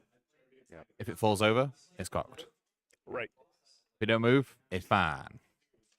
But that's a conversation that you should always have with your opponent at the start of the And turn. that's Yeah, At absolutely. the start of the game, sorry. That's what I would do anyway. And then be able to say, this is how I play them. If it's not flat on the table, let's re-roll it. Right. Or if it's outside of my dice box, I'll re-roll it. Yeah, and it looks like he actually re-rolled it, and it was a 1. So He did. Yeah. that's not a No. not a good spot. Not only that, but those discussions like seem to me totally worth pausing the clock. But he just went ahead and rolled with it. So. Yeah. Cheers to him. So It's something I'd definitely talk about before the clocks even started, to be fair. I don't know how much of a leniency there is for that sort of stuff. But either way, pausing the clock is something I would have done too. yeah. But we do see Skinny just barely, by the skin of his teeth, survive. Blood missed a lot. Yeah, there was Yeah. 3 0 damage rolls there out of 6. Yeah, that's not good. I mean, we saw the damage piling up. I thought that was it. 16 damage going through to him. Oh, here we go. Yeah. And then just, fate was on his side. And thankfully for Mark, he's aware that his time's running down and that he's only got a certain amount of time to do stuff. And the thing is, they didn't involve a judge. They didn't, get up in arms about it. They discussed it real quick. What do you count as cocked, etc. And Mark went with a reroll, which again is the gravitas. It's the right way to go, because then if Mark ends up winning, everyone can just agree it was the most fair, clean game possible. I don't know if our pure blood should have hit all 6 times. I don't know. Right. But missing 50% of the time seems a bit rough. Yeah, definitely. All right. Missing 1 would make sense, but more than that. Right. And then you're. And Lanissa was able to take out a Crabbit, making Forest. Oh, very nice. I'm gonna go check scores on those first couple tables. Yeah, please do. Please do. And as Doug meanders over there, I suppose that'll give us a chance to look at table 1 briefly. Get my mouse together. Table 1 here, Matthew Christoph. Still got a lot of models on the table, but far less than there were before. 3 So we've got 5. 3 to 5 in Australia's failure. Yeah. Failure. Favor. And it's turn 5 there as well. Okay, Yeah. so we're approaching the end there. Each player's only have 2 more turns to be able to actually get stuff done. Yeah. Then They are moving quickly. move on over to our table 2 here. We've got Corey versus James. And see, just trying to see what I can see here. Our forest is gone. Well, she's yeah, sad. because Hey, it's feet. I so know, it just makes me sad. That marker was amazing.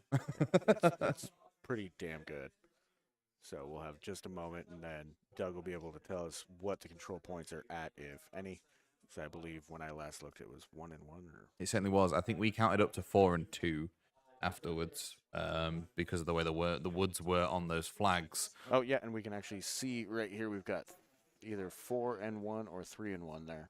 I think on that little beard marker just above table 2, I think it's 4 and 1. Because we saw a similar setup from James as we did from Mark by putting those 2 trees on those flags Got it. earlier on, teleporting them up, getting some cheeky control points, nice and simple. Cheeky, everybody drink. Oh, again, I'm gonna have to change the word. Next time we do a broadcast, if we ever do again, I'm gonna choose a different word and run with it. Yeah.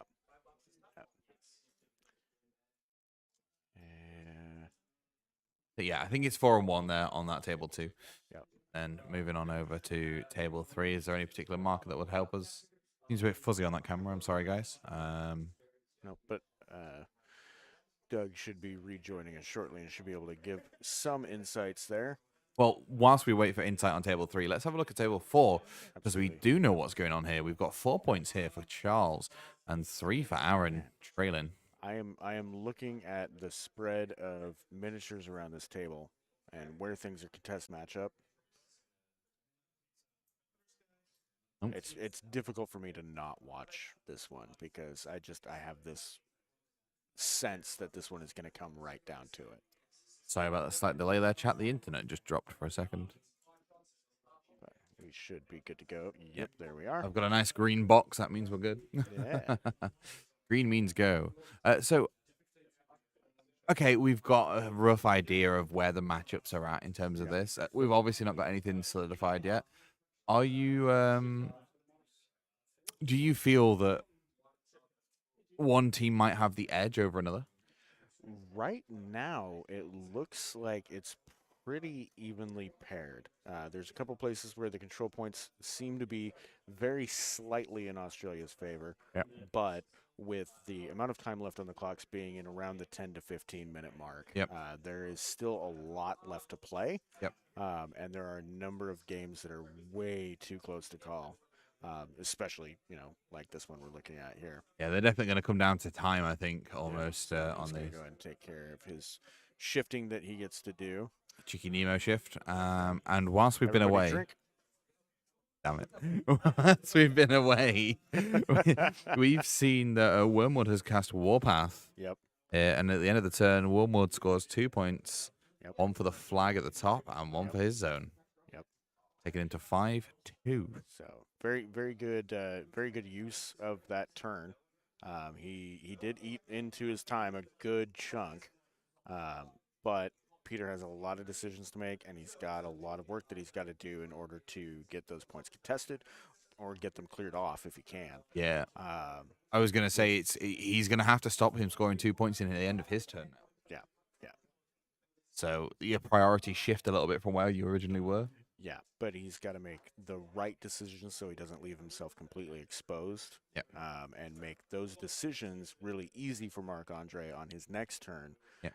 Because even though he doesn't have a lot of time, if he knows what he's going to be doing going into the turn, he's going to be able to do it quickly. Of course, yeah. And he also needs to try and consolidate at least 1 point over Mark's this turn. This turn. Else he's going to be running that risk of being being at that 5 point deficit. Yep. So not only have you got to deny, I think you've also got to score to be safe, so that the following turn, Mark doesn't go. He's going to try to go for the assassination on Wormwood. That's a big power move. That is a big old play. There's a lot left in there to try to mitigate that possibility, but we will see. So he's got that Defiled Archon and the Witchwood down there up on the flag. Yep. So he's got it locked in. Other than the contesting, he's got to clear some stuff out of there, though. Where are we looking for Wormwood? Is that? Yeah. Down here. You got it. Trying to get an assassination attempt all the way over there with his stuff, and this massive house being in the way is right, which is why he's got all that stuff slid down that way so that he can see past. Yep, of course. And these guys all have like ranged attacks as well, I assume, or something. Some of them, yeah. Yeah, just try and get some chip damage on. I think Wormwood's got a couple of boxes. And 4-2 on table 2, as we predicted. In favor of Australia. Yep. And then table 3. And he's looking at the time left. So Corey's got 5 minutes left to James's 5. 5 minutes left on James, 20 minutes left on Corey. That's what I meant to say. Yep. You got this, dude. We've been streaming for so long. Yep. Like, that's absolutely fine. We all could definitely do with an adult beverage. Yes. After this. I have one waiting for me. Oh, do you? And of course, we've got a lurking Australia player asking if we would like an adult beverage now. Well, he's wearing the Australian jersey. Therefore, player. He's incognito. Yeah, we've got one of the Polish in the Australian jerseys being incognito over here. He's infiltrated. Quick. Right. Okay. Even Polish. I'm Dutch. Oh no. You may remember me from the Polish WTC when I hosted the stream in 2019. Oh, I do. Yeah, I remember watching Yes. that back. I do. But I've been an undercover Australian player the whole time. As you may remember, I was wearing my Australian jersey underneath my War Room streaming polo. There you go. The whole There weekend. you go. Gotta love these. Waiting to take it off when they won. I do love watching the death knell move forward though, because one, it's going to start collecting more tokens. Because Peter is trying to get a bunch of things removed off the table. Yep. So far, he has taken one of the shifting stone off the table. Dreamer activates, move forward, and let's see your portents. Heal the badly damaged skin amones. There's just a lot. Like, this assassination attempt is gonna have to be pretty magical to be able to get rid of Wormwood this turn. Is it that he's setting up for next turn? Could be, because I mean, there's not a lot in his way, but he still has to get it done. I've been super rude. We've got a new guest with us. Sorry, can you introduce yourself to the stream so you're not just a random voice? That'd be absolutely wonderful. Yes, welcome everybody. Good morning, good evening, and good night to you wherever you are. You're featuring now George Busher, aka Magnetic. You might remember me from the last WTC we had before COVID. I hosted the stream, so this time was actually, helping out my Dutch team, playing a couple games. But my heart always lies with the actual streaming commentary. Well, welcome back to the caster desk. Appreciate it. Thank You've you, probably much got a appreciated. damn sight more intel on exactly what could be happening at the table. But we do have a table reporter currently. Christoph is doing a fantastic job of feeding us information. Speaking of which, strike on the Cage Rager. And let's see what else we can get done. did we pick up on the fact that the Dreamer did activate? Yeah. Move forward. Yep. Yep, got the heal in on the Skin and Bones. Awesome. Yeah, Skin and Bones was massively wounded. Unfortunately for Mark, there was just some really bad rolls, wasn't there? Like he only hit 3 times with his Yep. Oh, what are they called again? What are they called? I'm just gonna scroll up and have a find out. The Warpwolf, the Pure Blood. Yep, the Pure Blood. Only hit 3 times out of 6 on Skin and Bones. Oh, that feels bad. Yeah. Feels bad every time. And then just to be able to heal like quite a bit of that back up on Skin and Bones. And it's- of course, the Cage Rager goes in and kills the Pure Blood. I mean, just finish Yep. it off. Why not? Just went in. Yeah, you take 23 damage. Well, the thing is, like a well-timed heal can make the difference between being able to take a model Oh, completely absolutely. out of the Yeah. game Yeah. and essentially having done nothing whatsoever. Yeah. Yeah, because Right. as long as it has its systems in place. Systems in place, you're good to go. Yeah, you of know, course. and being able to do that, especially before you activate that model. Skin and Bones is going for it. It's now 6-5 on table 1. Canada's favor. Oh, that swung around. Yeah. Yeah. That swung around. Like I'm curious because yep, table 2 has a handshake Yeah. which we'll go to in a minute, but gotta watch and see what the result's gonna be here. Yeah, we've got. We've got an assassination attempt going from Skin and Bones here onto Let's go. Wormwood. Yes, let's see the assassination attempt. This is something that. This is make or break right now. Well, I mean, this has to be it. You know, Peter's down on control points. He's down. There's a flag up the top, uncontested. Like he either needs to do something about that or see what can happen. This could be Australia's first win, but it could also be their first downfall. We We have some heavy sighing from Mr. From Moops right there, from Morehouse. Yeah. I don't think he's I looking too think- confident. I He might be think- losing that game. Well, I think Corey took it over there. yeah, Corey's filling in the sheet, which would imply that he is. Very, very often do we see the winner fill in our score sheets. Of course, that's the thing I've seen so far. Like psychologically, if you lose, you're not filling in that sheet. You don't want to admit it. No. Like, yeah, No, you want to sit there and bathe in the misery of defeats, of course. and you're not ready to do So any kind no, of administration. No line of sight on That's the pretty much it. on the Wormwood or on Wormwood to be able to pull off the assassination that he was going for. Oh, really? Yeah, so Oh. he's gonna go ahead and go for the crit freeze on the Dunian. He's got that in the bag. Crit freeze. That's what the report is.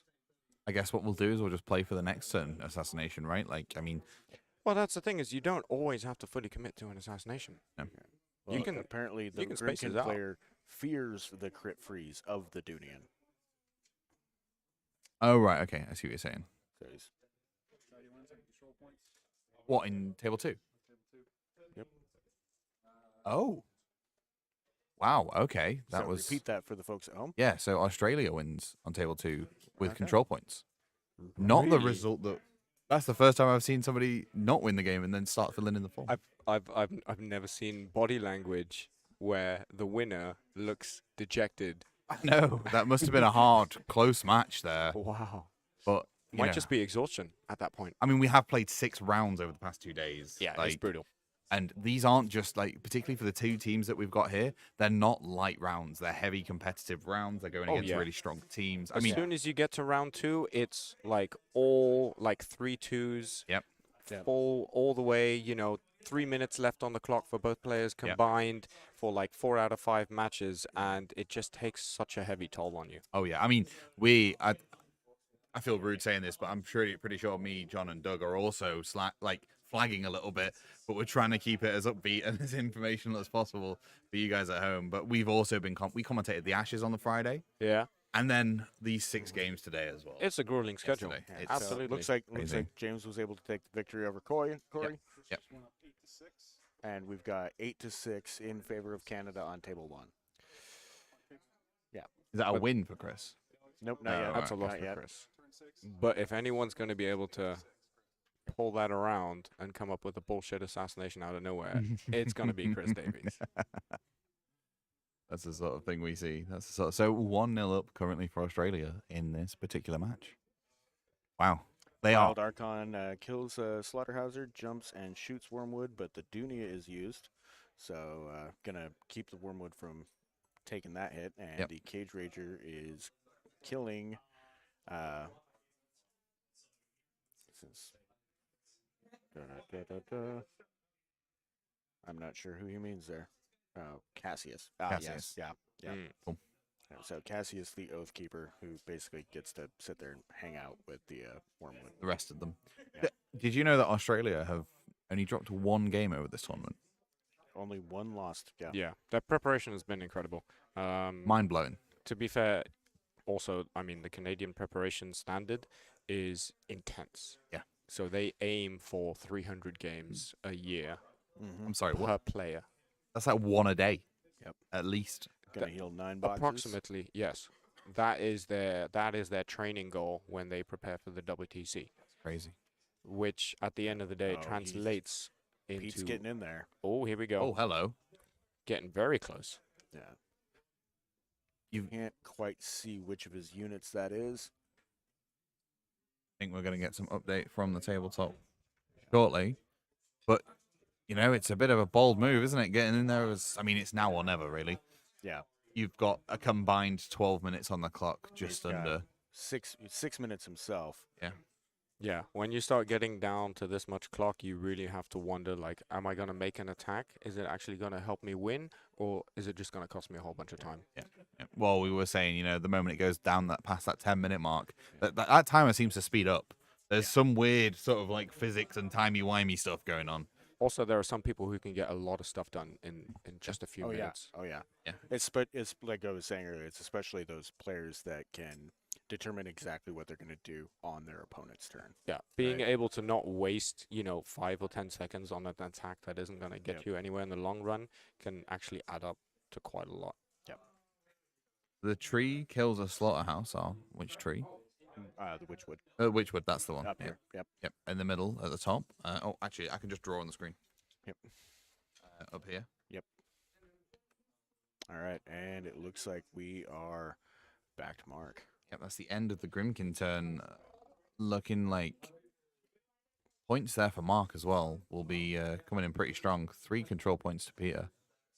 He has got that 1 point that I said he probably needed. But, Mhm. is he hoping to get that assassination this turn? Is Mark going to be able to do stuff to prevent him from happening? Well, and Peter had also been able to pull off a number of heals Ooh, throughout that's some of nice. those different things, which will keep. That's how he kept Skinnamones in the game. That's how he kept the Clocktress in the game for as long as he did. You can see Cage there on Rager. screen the aids on the hand. Yep. Key Yeah. tactic. Yeah, we've On been not talking about forgetting that important like rules. almost the whole beginning of the game. It's Yeah. classic. Yeah. I have those as well. Yep. Room number on the left hand, ambush on the If- right hand. If found drunk, If return found drunk, to. return to room. Yeah. Yeah, Do it's not very forget ambush. important. Do not forget Do ambush. not forget ambush. Not only do you not forget ambush, but you also have to remember to declare that you are ambushing. Right. Because that can okay. lead to some sticky situations, which I saw today as well. Chris had kill box written on his hand as well because he forgot about the kill box in his. The only defeat I think Australia had. Wormwood's going to cut for 3. Yep. So he can take wounds himself to be able to get more fury. Yep. I think they're just clarifying a rule or something before the time starts again. And the time goes on. Thank you to the players for using our technology there. It helps us keep track. Obviously, we're never going to force players to sway from an original chess clock if they want to, but We really do appreciate it when it happens. So we've currently got the last couple of minutes here for Mark in his clock. I'm just going to nip back over to table 4 because I thought this clock would be pretty low for Aaron. Just under 4 minutes nearly. And 12 for Charles. And trailing on command points here. Yeah. Nemo doing Nemo stuff. Like I was saying, Aaron can be intimidating to play against. Like I said, you can't really afford to make any mistakes. Yep. But I'm not gonna lie, Charles is pretty much the same way. He's a very calm player and knows his list really well. Yep. Oh, There there's it a is. shake. There it is. Got those points popped in. There we go. Holy smokes. Okay, that's the second one done. That was a... Is that a 1-1 now? Yeah, that's believe so. looks like a Yep. win for Canada. So we're all tied up 1-1. I would expect no less. It's a best of 3 at this point. Are we going to come down to a 3-2 or will one team take it 4-1? I'm hoping 3-2 because that just keeps the tension. Right. Well, ironic, like what you would ideally want is for 2 games to finish pretty quickly, And then stream game. and then yeah. 1 game to go all the way down to the Yeah, wire. I mean, Yeah. they're getting pretty close on this table. 3 minutes left for Mark, 5 minutes left for Peter. And we had a score correction. It's 4-2. Oh, it's 4-2. 4-2. Yep, they okay. had an extra point each that they weren't supposed to have. It were. Dooney Narcon is going in after the Skin and Moans. Yeah, well, I mean, Not the one I would put into it, but that's what he's got. So Pete's put himself in a position where if Mark doesn't do something, Wormwood's probably gone this next turn. yeah, And he's got to clear that threat out of the way. he's got to answer that question right now, else it's going to be all she wrote for him. You know what? I wouldn't be surprised if Peter decided to don a lumberjack jacket after this. And He is Mark's Canadian. well, yeah, no, but my point was he chopped some wood down. Yeah, that was where I was going. Peter's the one going after that. All right, let's see here. Doonian kills herself, saving the tree from free strikes. Looks does like some we've still got damage, and the 11 boxes cannon left. misses. Yep, Oh, that's gonna moans. That's rough. that Oh. is- That's better. Oh, there we go. That's a bit spicier. Rolling a hard 11. Yep. We'll say more attacks, please. Oh, Much better. Mm-hmm. that's how you roll damage right there. There you go. Yeah. Well timed, and Goodbye. Gone. gets rid of it. But still, wow. There was a couple of garbage rolls to start with, but then pulling it out. Mark has done nothing but roll hot or roll not this game. There's never been sort of like an average roll, has there? It's Yeah. always been everything or nothing. You just got to keep rolling the dice until you spike. Yep. Had to get the stranglehold in on the Skin and Moans to kill it. Yeah, Canada. I believe so. Yeah, you can double check with Aaron though. Yeah. Okay. Yeah, Canada win. Yep. All right. Yep. Yeah. Confirmation. Always nice to have confirmation because there's what we see and then there's what. And was we're about to hit the discussed. 1 minute mark for Mark Andre. Yep. He's got a. He's gotta play leading on quick. points, but But if his opponent starts jamming him now and starts scoring, that's rough. luckily he 1 doesn't minute have left. a whole lot left to activate, so he's just got to make sure to do his cleanup, not skip any of his phases, and get that clock passed back over. Exactly. Table 1 has 9-8 in Australia's favour now at the bottom of turn 6. So they're Wow. coming up to that turn Wow, 7 they mark. are- Oh my God, there's we go. 36 seconds left on Mark Mark's Andre clock. is about to clock out, but he's trying to get some stuff done. Making the contest. 7-6 in Canada's favor on table Stops 3. the clock on 27. Ouch. 3 seconds For who? for Australia. Doug. Oh, No, I think it's 3 no. seconds left on Australia's time. Okay. On table two. On table 3, yeah. Yeah. Table 5, we are on turn 4. That's Jack Ding who is about to meet the death clock. I think we need to.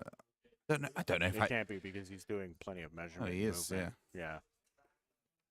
So it's got to be the other way. Oh, it must Yeah. have been the other way.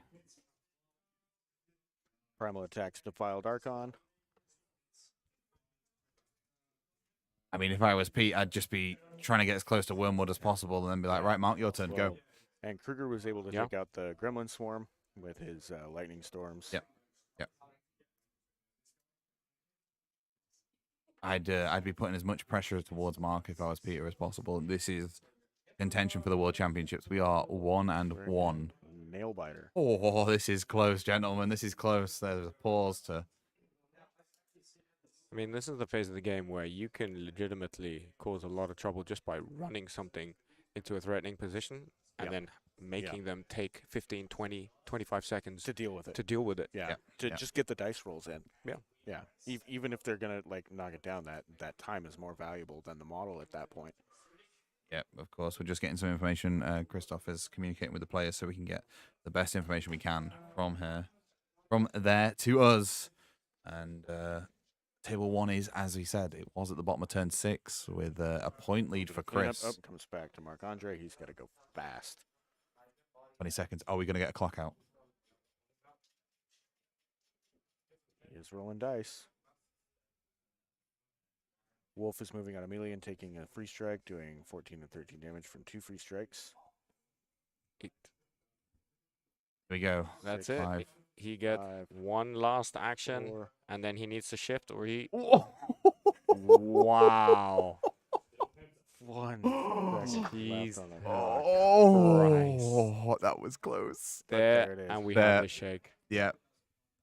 With 1 second on the clock, We're has going to get Marc the final Andre done result. it? With Canada 1 second left, concedes. yeah, it makes. I mean, Yeah. to be fair, if you don't, you clock out next turn anyway. Regardless of what dice roll you Yeah. do, you make a So reaction we've got happen. 2 Australia, 1 to Canada. Oh my god! All right, let's Swing over to oh, 1 real sorry, quick. not that one. Let's head on over to table 1. We've got Loud Chris. Yeah, we had, I believe the last update was 9 to 8 control points in Australia's favor. yeah at the bottom of turn 6 that was. So the players are on table Yep. 7. There's a handshake going off on table 3. I don't know which. Ignore the clocks on this one. They choose a traditional clock. What happened on table 3? We have Who? Who? That's it. Canada. So, yep, So that's it. 3. That's That's it. We have a winner, ladies and gentlemen. Oh. Team Once Australia, the again, Frilly-necked the Lizards. Aussies have fucking done it. Table 1's result doesn't really matter now. At that point, it is 3-1 on that score, but they still want to play it out because they might as well finish it. Yeah. Oh my god! And 2 of those 3 were with seconds, Yeah. Yeah. 1 or 0 seconds left Yeah. on the clock. Yeah. Yep. That's how close these games get. Oh yeah, we said this at the start of the game. I didn't expect any players to have more than 5 minutes left on their clock. We have the only triple WTC champions In Australia. with Australia. But the Canadians were able to give them their second loss at all. This might be a third on table 1 as Yeah. well. That is like- true. So yes. so far, the Canadians are They have only been the second only people ones. to take 1 game away from the Australians. Yeah, that's just just how stalwart they are, the Australians, only dropping that minimal amount of games, but also how skilled the Canadians are to make these run down so close. It has just been absolutely wonderful. They're just finishing up on table 1 now. But it is currently 3 wins to 1 in favor of Australia. So Yeah. Australia is going to take home WTC gold. Amazing. Once And I think due to strength of schedule, Canada have the highest strength of schedule, which means they are minimum silver. They are minimum second place right. here in the tournament, regardless so of just So a we're quick not going to be just- seeing a repeat of the Ireland debacle. right. And we'll give a quick recap. Yep. Table 5, it was decision. Oh, hang on. So basically, we had Marc Andre only had 1 second left on the clock and went ahead and conceded it to Peter. And then Ready? over on Thank you for joining us. Sorry, go on. Yep. Carry on, Joe. Giving Doug a second to sit down. So Doug, the table 4 result was Charles versus Aaron. Yep. And how was it that Aaron took that one? I'm sorry.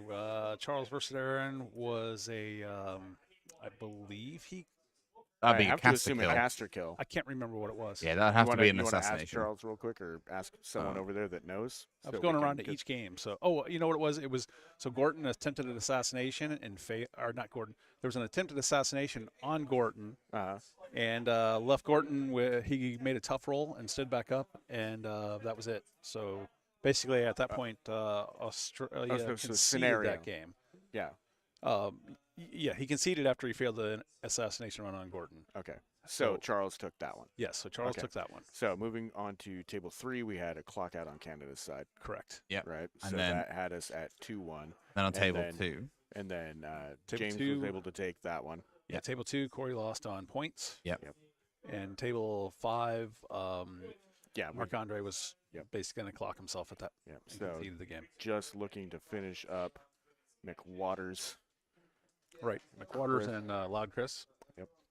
Piotr, Canada's SOS was so damn high in this tournament that regardless of whether they win or lose this game, they were first or second. Because Yep. it's the highest SOS out of the entire tournament. Yeah, they'll definitely finish. Or they should finish second based on the strength of schedule. Yeah. Based on that. And I mean, when you SOS and play against the winners and you've already got the highest SOS, Yeah. that's how it works. Right. Right. That's how it works. There was Wow. a little. So Matty McMat trying to get some things placed out there. Get some blasting in. Just finalizing, we can hear the room has got a lot more lively now. Right. The Australians celebrating and the players talking between each other. Canada still celebrating Australia's win because really we're all just mates and we're all Sure, playing sure. games. I know the table 5 was a pretty intense game. So they're talking it out though. They're talking it out. The reason the concede happened was because the Wolf did try and kill the objective on table 5 and failed to do so. Yeah, there were a couple of things I didn't catch all of it that happened, but I don't think it changed the outcome. But I know Andre LeBlanc was Marc-Andre LeBlanc was frustrated. It could have been just the way it worked out. Yeah. But Yep. I know he's super competitive, so I understand completely. Yeah, I mean, to be fair, when you've only got 1 second on the clock as well, there's not a lot you Yeah, can do. absolutely. There were completely understandable. I think the first tiebreaker is SOS this year, isn't it? Or is it team wins? I don't actually know. I don't know the It's order probably of the tiebreakers. The order of the tiebreakers probably team wins, but I think with where those are at, the next thing that we have to look at is strength of schedule. Yeah. There you go. And there's a handshake there. I believe Chris took it on table 7. Sorry, on table 1 at turn 7. Yeah, So Chris was up by a few points going into that last turn. I think at the end of turn 7, we literally only had one other defeat added to it, which is pretty nice. I'll come back to us to round off the weekend if we're both Sounds all right, great. gentlemen. Yeah, this is going to be the end, isn't it? It's the end. This is it. I don't have like a musical number outro. Great sadness, Ben. It has been 7 amazing rounds. It has. We saw the Ashes as a friendly. Australia, England, some wonderful players and some wonderful games. Australia taking home the Ashes. Then to compile it again at the end of 6 rounds here and then take home the gold. Commiserations to Canada, but also exceptionally well played. Right. Congratulations to Team Australia. They came in with some swagger and they never let up. And congratulations also to not only the Canadian team, but all the others that participated at the event this year, because 50 teams. there were a lot of great games, not just what we were able to feature on the stream, but throughout the weekend.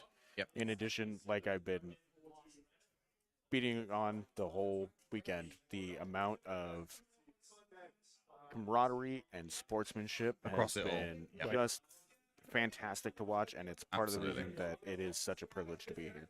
Absolutely. And I agree. I want to echo what John says as being the first representatives of Privateer Press to get to attend the WTC. We're super proud to be here. We're super humbled to be here, and it's exciting to see how competitive it is, how friendly everyone is. what a great setup and how organized it is. You can hear them all now over the microphone. starting to get brilliant. And well, yeah, and it's not just one team or the other. It's like Aaron's talking to Charles, and they're both smiling and nodding and talking about like how the game went down, how much fun they were having. We've got parts of Team Same Germany going with- coming in as well. Yeah, Right, and I think it's just going to continue. So it's gonna get loud and crazy. It is officially beer o'clock here in Blankenberg. It certainly is. Well, let's wrap up then. I just want to say a massive thank you to the pair of you for joining me on Thank commentary you, all Ben, weekend. so much. Yeah. You were wonderful. It's We couldn't have asked for a better host. Well done. I appreciate that. It's been absolutely awesome. Thank you very much to Kitty as well, my partner. She's been doing Kitty. nothing. Kitty. She's been doing nothing but give us information about the matchups and stuff. Right. She's been- Christoph, too. Yes, Christoph typing in all the information from our focus table. Yep. A massive thank you to Dan Jones as well. Without him, Chaos Born Gaming. Without him, I wouldn't be here. You guys wouldn't be sat here with me commentating. And we're happy to be with you. So let's do it again, Ben. Yeah, let's do it again. And a huge thank you to the WTC team, right? Right, absolutely. They put together a great you next event year. here. Yeah. Oh, yeah. Hell yeah. And this is a wonderful send-off to Mark III ahead of Mark IV coming out Definitely. for Warmachine. I can definitely tell you there's going to be a damn sight more content here on Dice and Ducks for Warmachine. Everything Excellent. from hobbying or gaming or all sorts of stuff. I So love keep it. your eyes peeled. All right. Thank you, Ben. Thank you very much, everybody. And Thanks, for the everybody. final time this weekend... Roll drums.